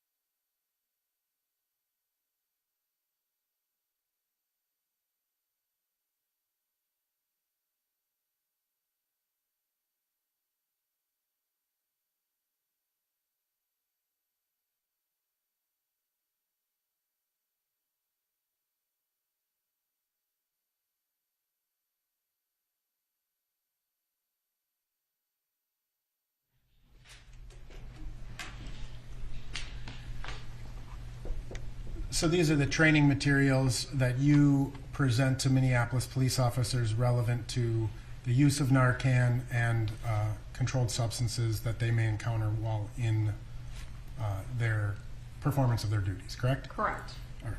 Now, in terms of, and we can take this down, in terms of just again general training, you'd already said that you also discuss with officers the concepts of excited delirium, correct? Correct. And you provide them with training and materials about what that means, correct? Yes. All right. And generally speaking, without reviewing to your training materials, can you describe what you train Minneapolis police officers about excited delirium? Certainly. This is a class that is taught at the academy. It's a 1 hour block of 1 hour block of instruction to recognize the signs and symptoms of excited delirium and your best responses for handling that. So excited delirium, it's a combination of psychomotor agitation, psychosis, hypothermia, a wide variety of things you might see in a person or rather bizarre behavior. And recognizing that this is a medical condition, not necessarily a criminal matter. Would that include discussion of controlled substances in the context of excited delirium? Yes, because what we're usually teaching is that most of the people that are experiencing something like excited delirium, usually there's illicit drugs on board that might be a contributing factor. And as far as what do you train Minneapolis police officers relevant to the physical attributes of a person experiencing excited delirium? The person might be experiencing a hyperthermia, means elevated body temperature. That could be displayed with somebody taking off their clothes in a place it's not appropriate to take off your clothes, or in like the middle of winter or something like that. And just based on their activity, their heart rate might be extremely elevated, and they might be insensitive to pain. How does it affect strength? Because you don't really have that pain compliance that would normally otherwise kind of control somebody's behavior. So somebody experiencing this, they might have what we call superhuman strength. They might be able to lift things they wouldn't normally otherwise be able to lift. They might be breaking things where they then have blood like substances that you need to be cautious of. Thank you. Now, in terms of, I'm going to just back up and talk a little bit more about the response to a medical emergency by EMS, again, based on your experience as a police officer and an EMT. You talked about how sometimes EMS will stage off-site until a scene is clear and safe, correct? Correct. And have you heard the term load and go? Yes. Can you describe for the jury what that is? Load and go, that would be, I think it's more of like an informal term that's used with first responders. That essentially means that as soon as they're going to be arriving, it's a priority to get that person into the ambulance as soon as possible and get en route to the hospital as soon as possible. Are there reasons why an EMT or a paramedic would choose to do that rather than administering first aid at the scene? Yes. What are those reasons? Objection, Your Honor, this goes beyond the scope of the training. If you know. If you don't know, just say so. Sure. I feel comfortable answering it. And by way of example, if maybe somebody had a knife in their chest, obviously, there's only so many things you can do for that person pre-hospital. Really, the only thing that's going to save that person is immediate surgery. Sure. So there may be conditions of the individual that warrant that type of pick up and go? Yeah. And what about people in the area?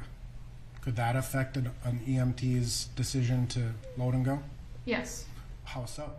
If you had a very hostile or volatile crowd, I know it sounds unreasonable, but bystanders do occasionally attack EMS crews. So sometimes just getting out of the situation is kind of the best way to diffuse it. Okay. And have you ever had to perform emergency services in not even a hostile crowd, just a loud, excited crowd? Yes. Is that, in your experience, more or less difficult? It's incredibly difficult. Why?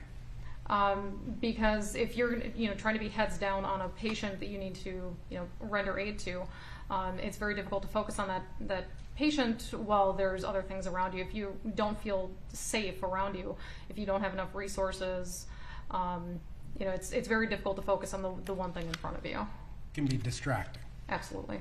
And so does it make it more difficult to assess a patient?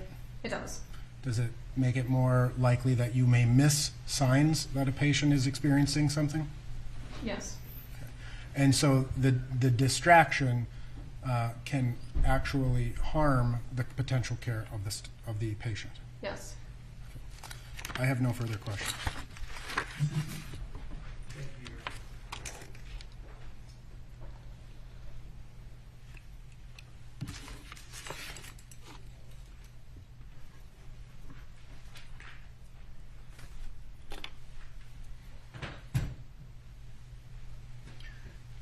Are officers trained that sometimes they have to provide emergency medical services in less than ideal conditions? Yes. The rendering of emergency aid in practice does not happen in a classroom setting, does it? Correct. Right? And so you're in the environment as you find it. Is that right? Yes. And in terms of a crowd and a crowd being hostile, how would you define hostility? That would be a growing contingent of people around. If they're, yelling, being, even verbally abusive to those that are trying to provide scene security. Okay. What else? If there's people trying to interfere with a crime scene or, interfere with a patient. Absolutely. Perhaps use a weapon, Yep. throw rocks or bottles. Yes. Something like that could prevent someone from providing emergency aid. Is that right? Absolutely. Can the activities, though, of a crowd, the activities of a group of onlookers, excuse a police officer from the duty to render emergency medical aid to a subject who needs it? Only if they were physically getting themselves involved, I would say. If they were physically prevented, if the officer was physically prevented from doing it? Yes, if the officer is being physically assaulted. I wanted to talk a little bit about some of the things you said were indicative of excited delirium. You said superhuman strength, is that right? Yes. And I think what you said was that it was because of the inability to feel pain, is that right? That's a part of it, yes. And the inability to feel pain is something that you associate with, or you train officers to associate with excited delirium? That it could be a case of excited delirium, yes. And so if someone was actually manifesting a response to pain, indicating that something was hurting them, then that would tend to indicate that they're not suffering from excited delirium. Isn't that right? Rephrase. What would a subject's response to pain stimulus suggest then, as it relates to excited delirium? That, well, it may or may not be excited delirium. It's a little bit hard to predict because no two people ever really present the exact same way. So then how do you tell what it is? Well, that's not up for us to diagnose. It's just a matter of taking in the information you have at that time to decide if this could potentially be a case of that, or you just need to plan accordingly. And you indicated that whatever excited delirium is, you look at it as a medical issue. Correct. That needs treatment. Yes. And in terms of drug use as well, it's fair to say that if someone is showing indicia of drug intoxication, it can make them vulnerable, Yes. not just violent. Correct. Right. Thank you. Nothing further. Members of the jury, let's take 10 minutes. We have to deal with one issue. The witness will remain, however. So 10 minutes and we'll be back in touch.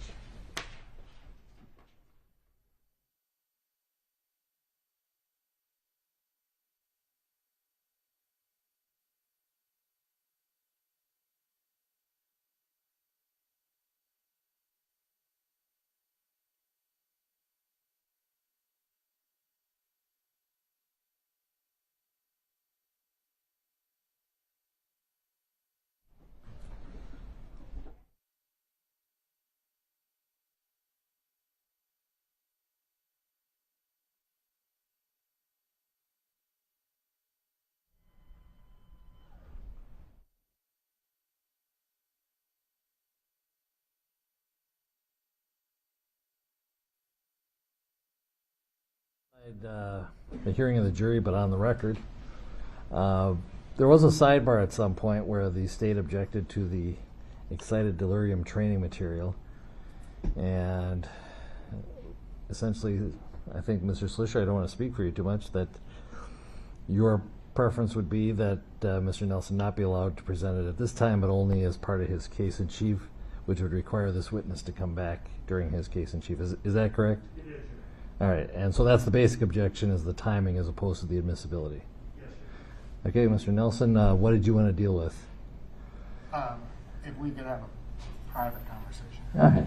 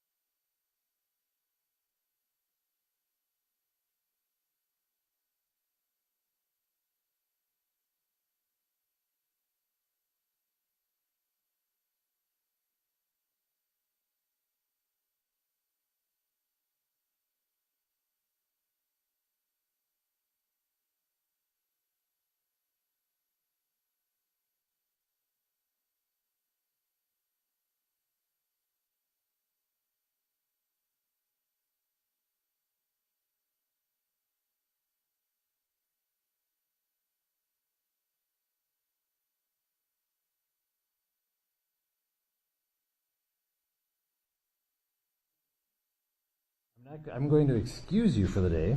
She can be excused at this point, is that correct? Yes.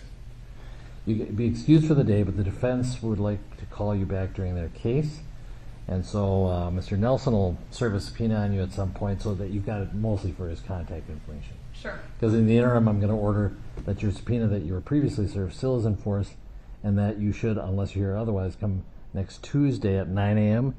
But most likely, Mr. Nelson will be in contact to tell you when exactly, so you don't just waste your time coming down here. Yes, sir. Does that work? Understood. Yep. Okay. So, Mr. Nelson, how is that going to be served? Department, Normally, yes. so I can just serve the police through the normal or through the federation or something? Yeah, absolutely. All right. We'll make sure that gets done. But for today, you're excused. Thank you. All right. We'll be in recess until 2:35 at least, if not 22.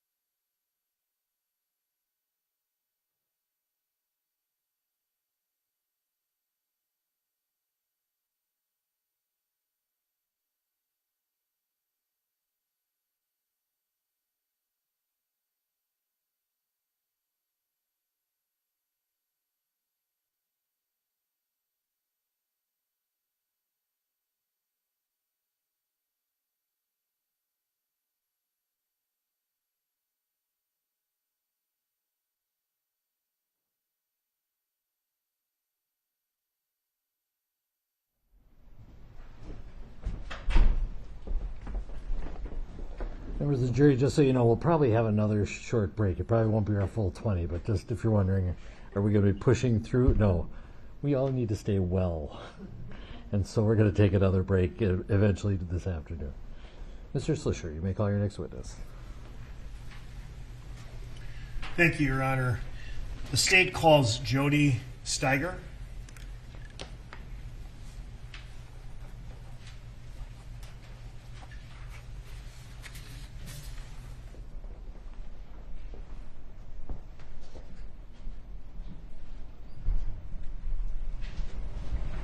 You can stand right here.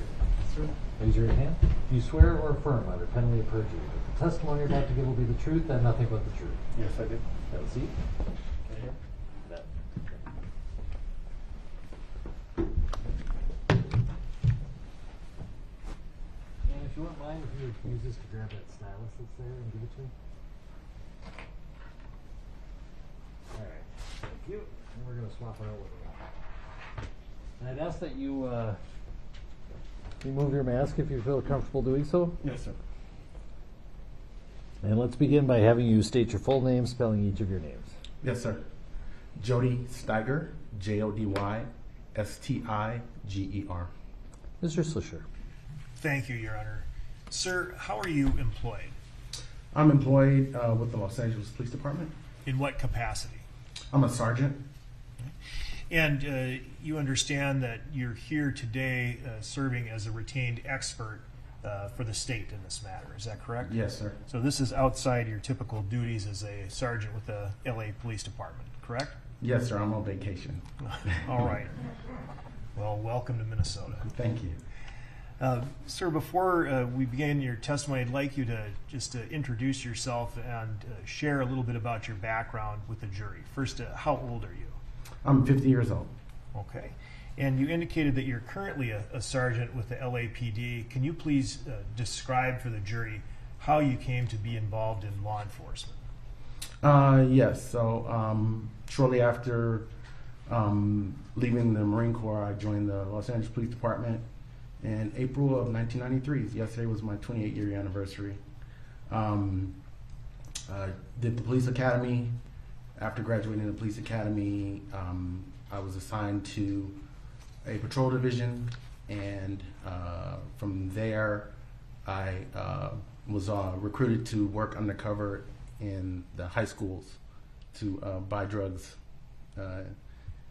In Los Angeles high schools? Yes. Okay. And you were working as an undercover? Yes. How long did you have that assignment? Approximately 6 months. What did you do after that? After that, I was assigned to another patrol division in South Los Angeles, Southwest Division, near the campus of University of Southern California. And I worked there until 1998. All right. And what were your duties just generally as a patrol officer in that particular area of Los Angeles? For the first 2 years of patrol, was just handling calls for service primarily. During that time, it was a pretty violent time in Los Angeles. I believe on average, in our division, we averaged anywhere from 100 to 200 homicides a year. So it was a pretty dangerous area. Okay. And after then, you said you held that position as a patrol officer for how many years? Just for patrol specifically, I was there for 2 years, and then I was recruited to work the gang unit at the same division. In the same geographic area? Yes. Describe that work for the jury. It was primarily gang intelligence. I was assigned a specific gang and neighborhood, and our assignment was to gather intelligence, make arrests, and handle any calls of service that were specific to that specific gang. How long did you work in the gang unit? In that specific gang unit for 3.5 years. And where did you go after that? I was recruited to go and work at FBI task force in the same bureau for specific to that gang that I was assigned to in Southwest Division. And was that more of a long-term investigation? Yes. So we were doing investigative work, and so basically we handled all crimes other than murders and sexual assaults that were committed by that specific gang. Right. And how long did you do that? I did that for approximately a year and a half. Then where did you go?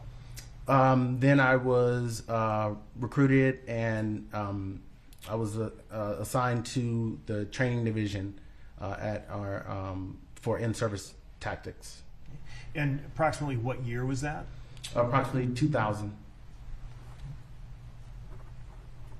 And what did you do for your in-service tactics unit? For the in-service tactics unit, we developed a 32-hour course. It was the first of its kind for the Los Angeles Police Department. It was a 4-day course where we went over de-escalation, firearms manipulation, basic patrol tactics, and arrest control techniques. And what was your assignment afterwards? After that position, I was promoted to sergeant. And you spent some time on the use of force board for your department? Yes, as a peer member. What does that mean? So the way the Los Angeles Police Department's use of force review is set up is there's 3 stages. So initially you have a use of force. These are for the higher profile uses of force, not all uses of force. The higher level uses of force. So you have a use of force review board that convenes, and there's 4 command staff and 1 peer member. So depending on the officer involved, if it's a police officer, then you have a peer that's an officer. If it's a sergeant, detective, so on and so forth. And so I was a peer member from 2003 until 2007.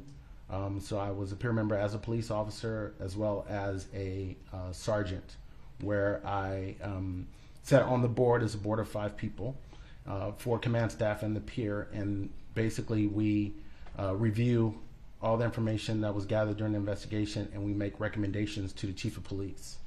At that point, the chief of police then gets that information. He makes a recommendation to the police commission, and then the police commission has the final say. And what you're reviewing is actions, conduct involving uses of force of other officers. Is that right? Yes, sir. And then what was your next assignment after serving on that board? That was just an adjunct duty, so I was called as needed. But as I stated earlier, I was promoted to sergeant in 2006, and I was assigned to our Central Division, which is downtown Los Angeles. What was required to become a sergeant for the LAPD? You have to take a written test, and once you pass the written test, you also have to go through an interview process, and then you're ranked. You also have to have a certain amount of college credits in order to be eligible to take the test. You were then eventually selected as sergeant. Can you tell the jury what your first duty was as a sergeant? Yes, my first duty was assigned to our Central Division, which is downtown Los Angeles, in the Skid Row area. In the Skid Row area? Yes, sir. And doing what? I was a patrol sergeant, a field sergeant. So describe what that job was like. What were you supposed to do? General duties of a field sergeant is supervising officers assigned to a specific watch. Normally, anywhere from 10 to 20 officers would be assigned to a specific watch, and you maybe 1 or 2 supervisors that are assigned to that watch as well. And you have general duties such as providing roll call training in the early beginning of the watch, as well as just overall supervision, making sure that officers are conducting themselves properly, as well as if there's a use of force, you have to respond to the use of force and take the use of force investigations as well. And did you take a different position after serving as a sergeant? I'm still a sergeant, but yes, within about 6 months, I was assigned to our Safer Cities initiative, which was focused on the homeless problem in Skid Row area. So I did that for the next year and a half. Now, you've described a couple of geographic areas of Los Angeles in which you've served as a patrol officer and a patrol sergeant.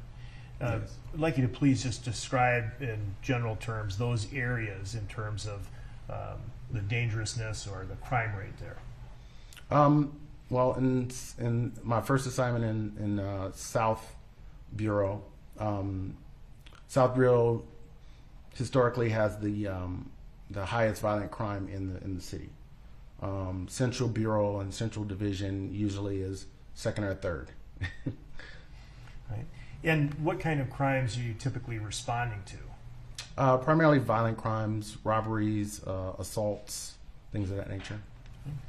And I'd also like you to just describe for the jury the training that you received in the use of force and defensive tactics to help you do your job as a patrol officer and a patrol sergeant.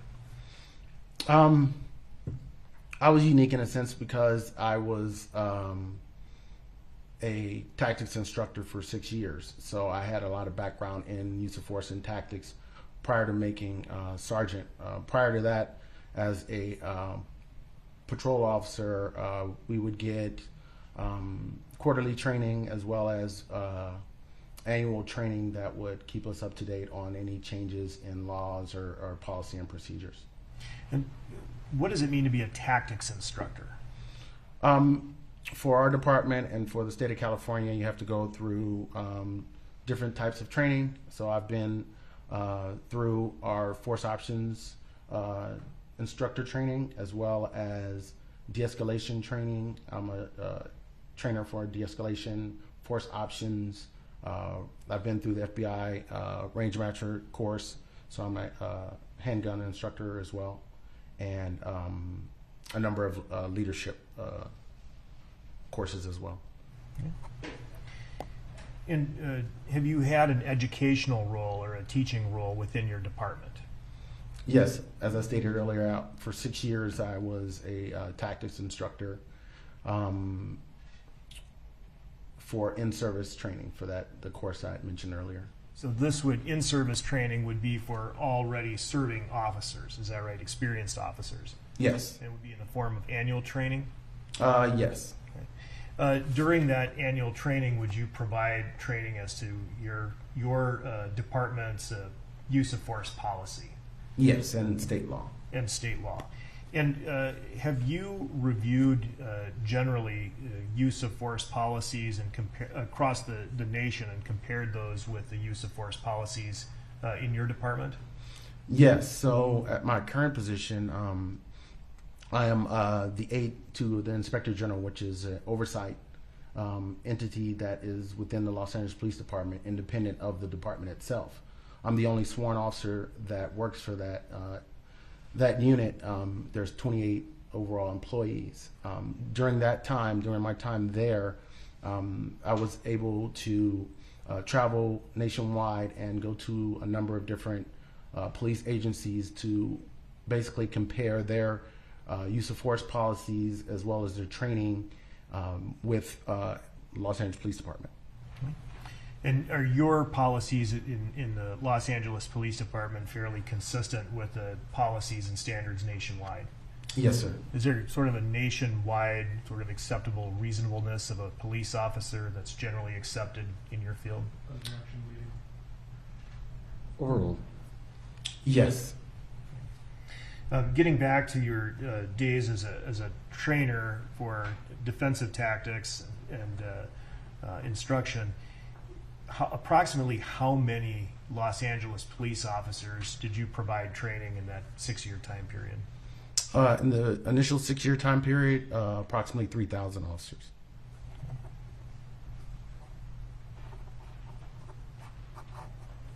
And can you explain to the jury the types of training that you provided, the specific topics? As I stated earlier, the main focus was de-escalation. We taught them basic patrol tactics such as vehicle stops, pedestrian stops, as well as firearms manipulation, and ultimately we would do, at the end of the 4-day course, the goal was for them to utilize their de-escalation tactics so they wouldn't have to use force. Did you teach specific tactics, ground training, or anything like that? No, we taught all the subjects. Right. Now, you indicated in your current role with the department you do use of force reviews. Is that correct? No, not in my current role. In a prior role, I should Yes. say you did. Okay. And in terms of the use of force reviews and the numbers of use of force reviews that you've completed in your career, can you estimate approximately how many you've done? Approximately 2,500. And of those 2,500 force reviews, have you ever made findings that the use of force was excessive or objectively unreasonable? Yes. And have you ever made findings where such use of force was not excessive? Yes. And when you've done use of force reviews, has that included the review of the use of deadly force? Yes. In certain situations, primarily in that role. After being a patrol sergeant, I was promoted and assigned to be a training coordinator for South Bureau, which is pretty much all of South Los Angeles. In that bureau, we had approximately 1,600 officers, and at the time it was 4 patrol divisions and 1 traffic division. And so my job was to oversee the training for that bureau. Are you a member of any professional organizations? Yes, I'm a member of a few. Could you name them, please? Employee organization, the Oscar Joe Bryant Foundation, which represents African American officers on the police department. I'm a member of the. I'm drawing a blank. I'm sorry. A number of them. I'm trying to not say the acronyms because then I got to say them all out. But a number of other police organizations that involve tactical managers. And have you been called upon by other law enforcement agencies to provide instruction in the use of force? Instructions specifically, no. I've consulted with a number of other agencies. Consultation, use of force reviews? Yes. Okay. What other agencies have you assisted? I've assisted the University of California, Office of the President. I've assisted King County, Office of the Ombudsman. I've assisted California City Police Department, as well as the University of California, Irvine Police Department.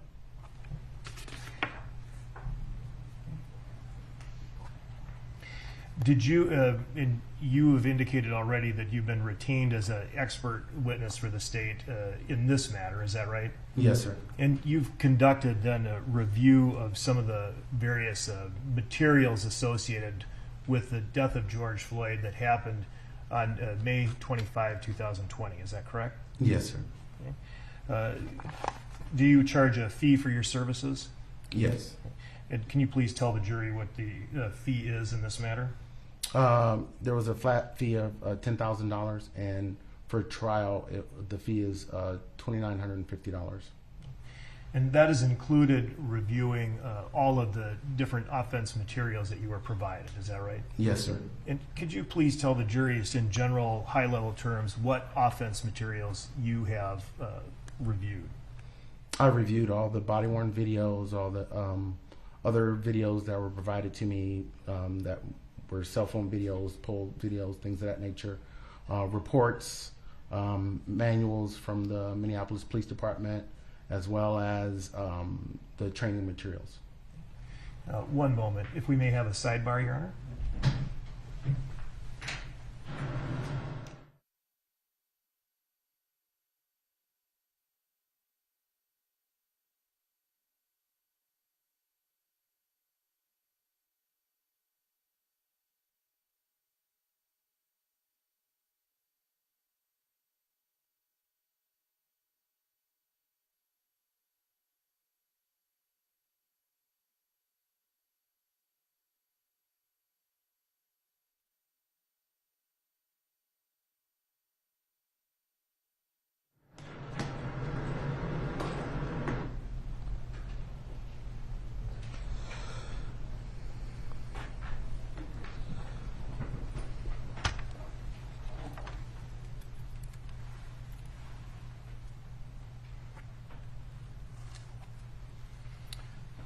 All right, based upon your review of the different materials that you have conducted in this case, and based upon your own experience and training in law enforcement, have you reached an opinion as to the degree and amount of force used by the defendant, Mr. Chauvin, on George Flyod? Yes.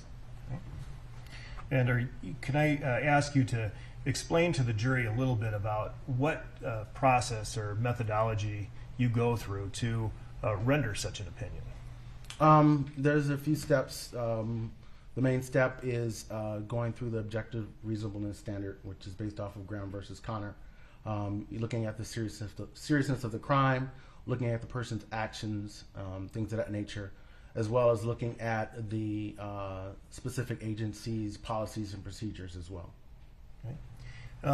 In addition to the seriousness of the crime under the Graham standard, do you look at any other factors? Yeah, I try to look at a number of factors. What was known to the officers at the time, and again, like I stated, one of the biggest things I look at is what was the person's actions at the time that the officer was using force. All right. And based upon your review of these materials and in light of the Graham factors, what is your opinion as to the degree of force used by the defendant on Mr. Flyod on the date in question? My opinion was that the force was excessive.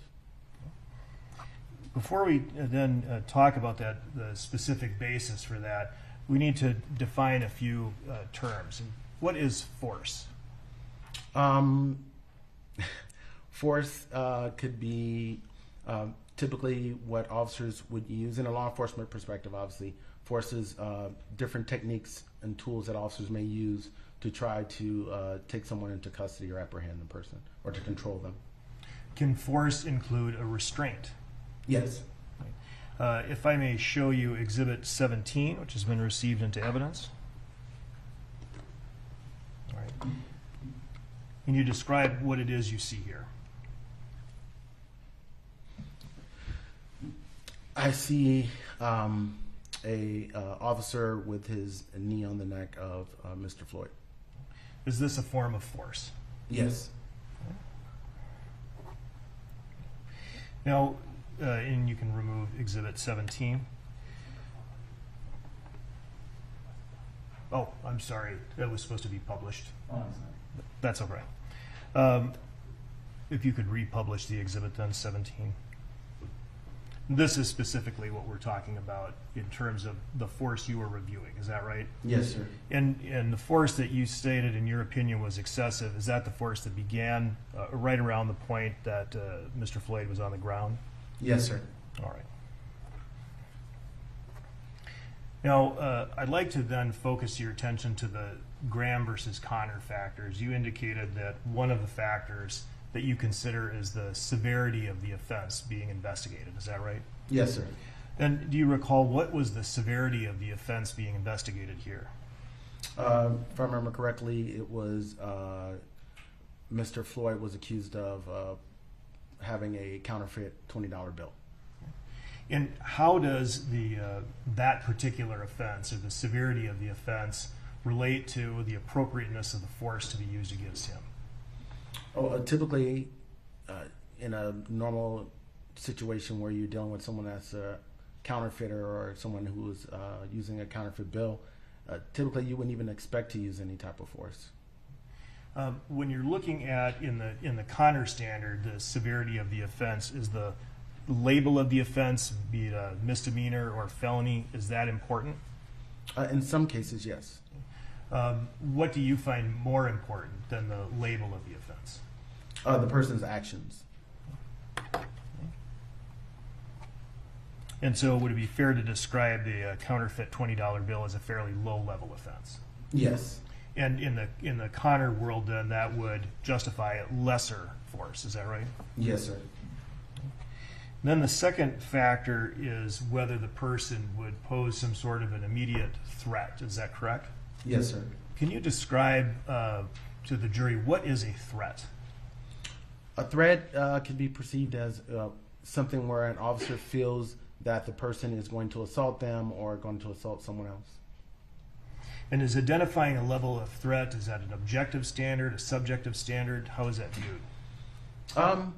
It could be subjective. Okay. How so? Depending on the officer, their training and experience.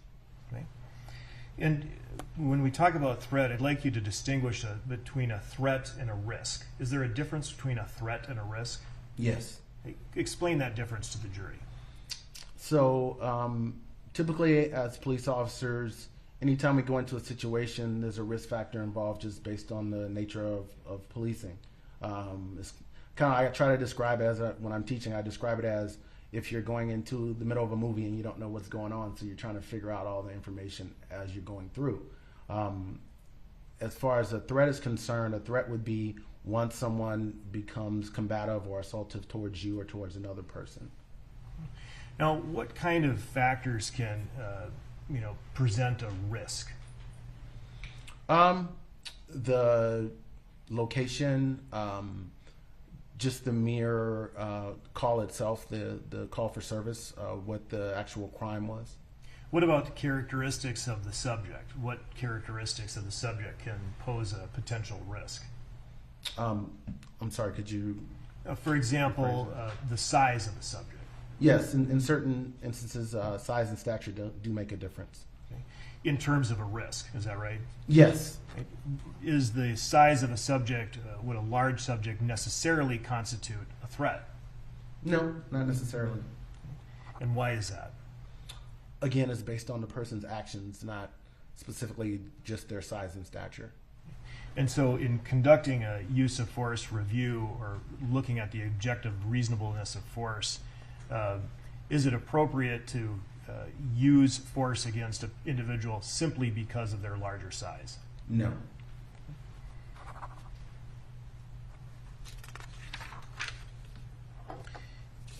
And I'd like you to discuss the Connor standard of resistance, whether the person is resisting or attempting to evade law enforcement officers. Is that something you review? Yes. Okay. And were you able to make any kind of assessment in this case as to whether or not Mr. Flyod was offering resistance or trying to evade law enforcement officers? Yes. Okay. And what was your assessment?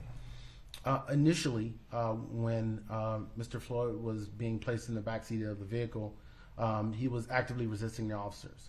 So at that point, the officers were justified in utilizing force to try to have him comply with their commands and to seat him in the backseat of the vehicle.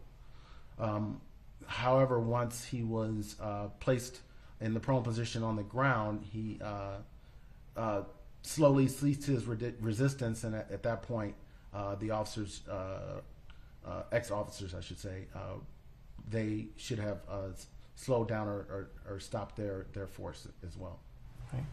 Now, I'd like to back up to a certain point. You indicated.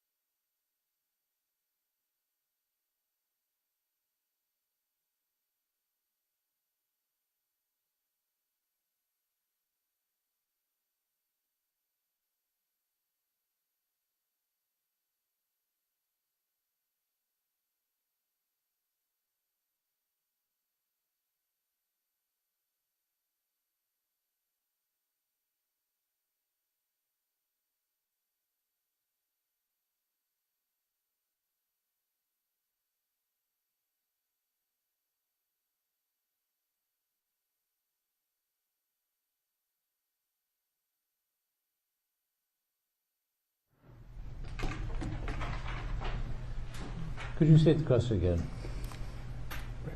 And so I asked you to make an assessment as to the reasonability of the force that was used by the law enforcement officers as it relates to whether or not Mr. Flyod was offering any kind of resistance. Is that, you recall that? Yes, sir. And I believe you indicated that Mr. Flyod was offering resistance initially outside of the vehicle. Is that right? Yes, outside and inside the vehicle. Okay. And then, however, there was a time that Mr. Flyod was taken outside of the vehicle and placed on the ground. Is that correct? Yes, sir. And you indicated at that point, after he was placed on the ground, the officers, what should they have done? They should have de-escalated the situation or attempted to. And what did they do instead, based on your review? They continued the force that they were utilizing from the time that they first put him on the ground. Right. Now, I want to make sure that when we're talking about the evaluation of the use of force, you're evaluating this application of force from what perspective? First, I look at it from a ground perspective, as well as the Minneapolis Police Department's use of force policy. And is the standard then through the view of a reasonable police officer on the scene? Yes. And since we're talking about the actions specifically of the defendant, at what point are you going to be determining or considering the factors that were available to the defendant when he was applying force? I'm sorry, could you rephrase that? Yeah.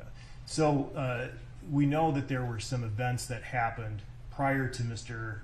Chauvin, the defendant's arrival on the scene. Is that correct? Yes. Right.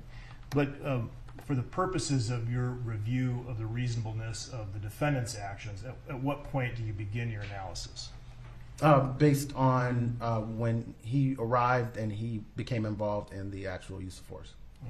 And so, based on your review of the materials, what were the circumstances on the ground or at the scene for the defendant when he arrived? When he arrived, after they removed him out of the vehicle and placed him on the ground, do you mean the Mr. Flyod's actions, or what did the defendant see when he first arrived on scene? He saw Officer Lane and King struggling with Mr. Flyod in the backseat of the vehicle. Okay. And then what did the defendant do after he initially arrived on scene? He went to assist those officers with attempting to place Mr. Flyod in the backseat of the vehicle. And did you observe the body-worn cameras then of various officers at that moment that the defendant approached the vehicle? Yes. Okay. Describe what you saw as best you can recall when the defendant approached the vehicle.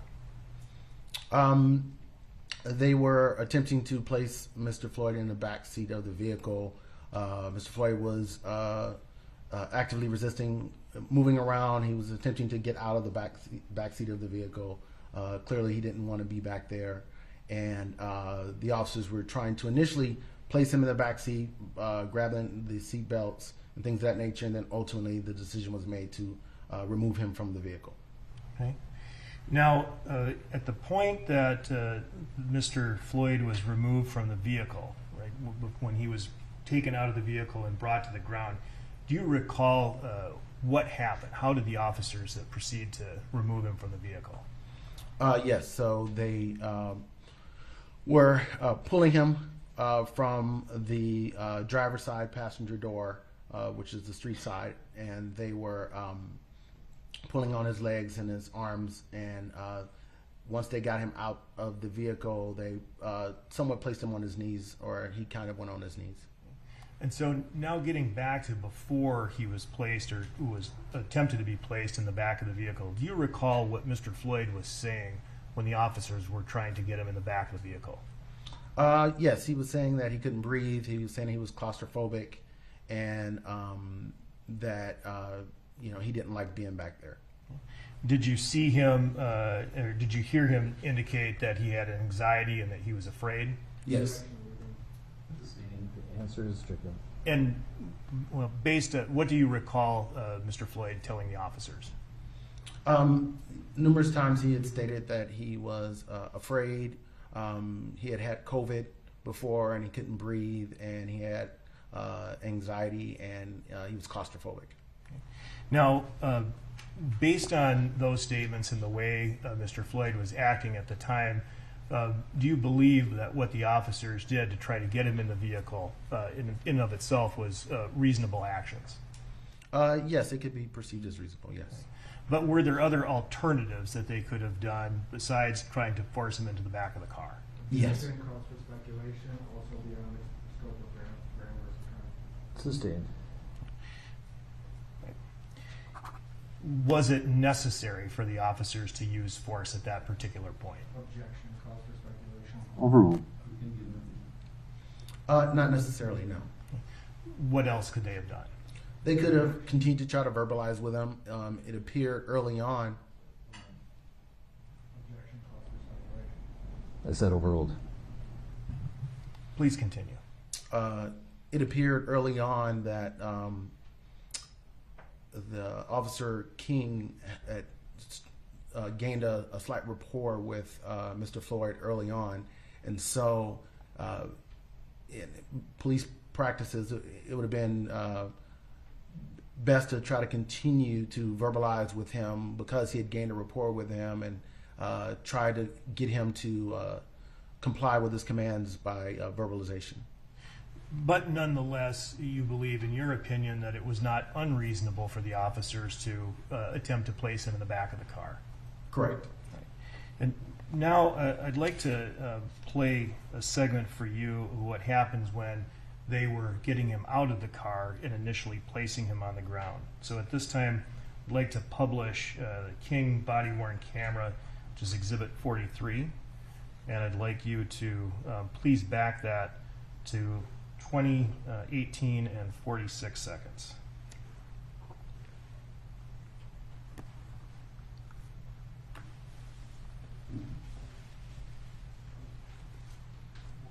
Yep. All right, if you could play. COVID, man. I can't breathe. Take a seat. Please, man. Please listen to me. Is he going to jail? Listen to me. He's under arrest right now for forgery. I tell you. Can we figure out what's going on? For what? Take him out. For what? Please, man. I can't fucking breathe. Here, come on out. Look at you. Thank you. Thank you. Get him down on the ground. Yeah, on the ground. On the ground. My wrist.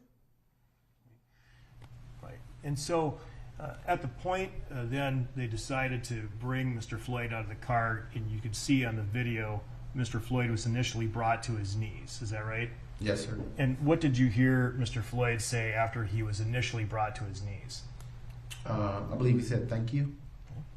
And if you could continue.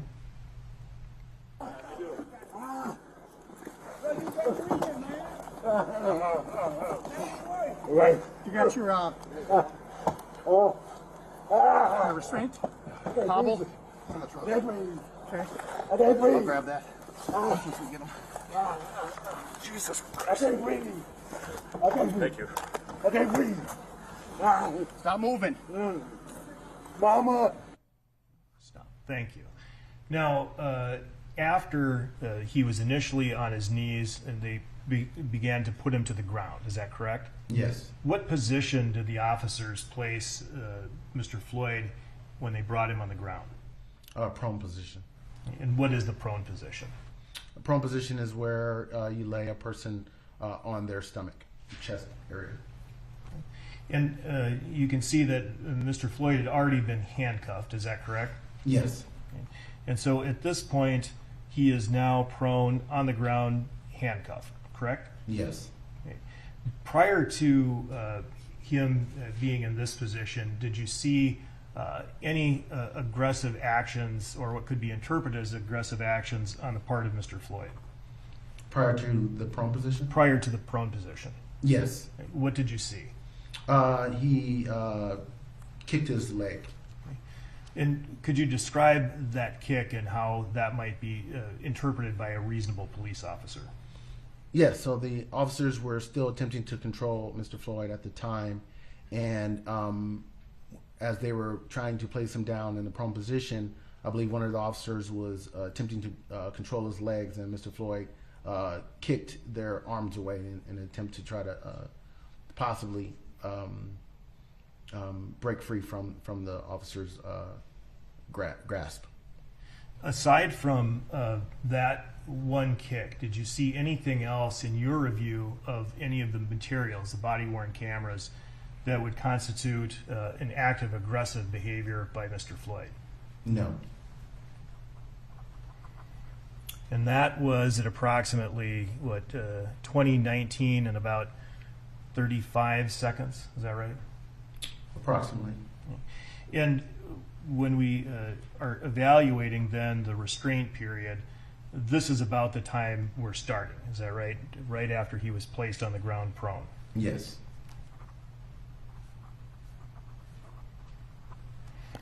Did you hear the defendant ask a question regarding a restraint at that point? Yes. And what was he asking about?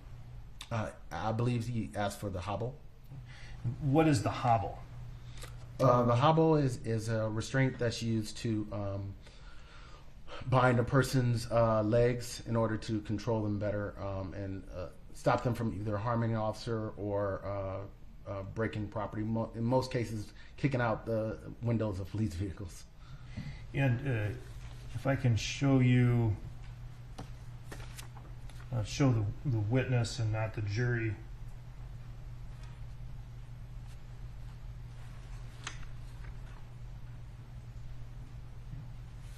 One moment, Your Honor.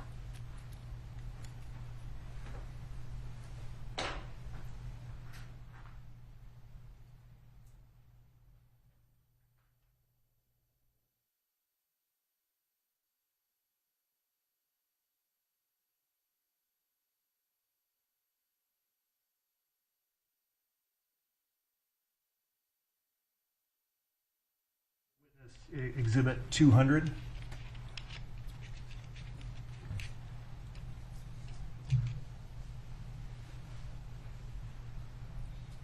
Was that one received, Your Honor? 200.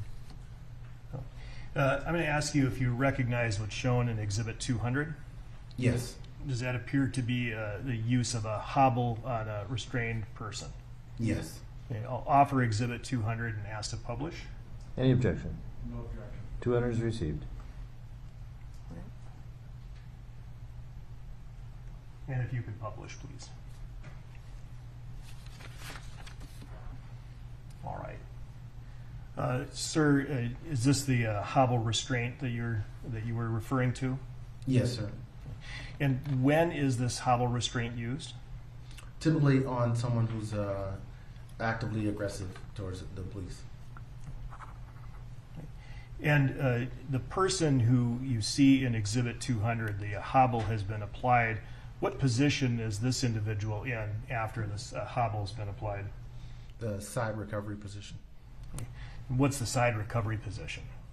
The side recovery position is when you place someone on their either left or right side to assist them in being able to breathe better. What's the purpose? Oh, I'm sorry. And you said it's to assist in being able to breathe better. Is that right? Yes. You familiar with the term positional asphyxia? Yes. What does that refer to? It refers to when a person is in a prone position and while they're in the prone position, they have a difficult time breathing, and it may cause death. Right. If you could remove Exhibit 200. All right. Now, once the officers had Mr. Flyod on the ground in the prone position, and you can see that he was handcuffed, and I'd like to bring a still image, Exhibit 255. That Exhibit 255, that's approximately where we left off in the viewing of the video. Is that right? Yes. Once that has been done, the officers here, after the kick, had an assessment to make. Isn't that right? Yes. And that is whether or not they would continue to use the hobble or begin to use the hobble. Leading is sustained. Rephrase. What assessment did they have to use, have to make at this point? Well, based on the defendant's request for the hobble, they had to assess whether to continue to apply the hobble to the Mr. Flyod. Okay. And based on your review, did they do so? No, they did not. What does that suggest to you regarding their assessment of the dangerousness or the need to restrain Mr. Flyod? Based on my review, I would believe that they felt that he was starting to comply, and his aggression was starting to cease. And was that consistent then with your own observations of what you saw Mr. Flyod do as the video continued? Yes.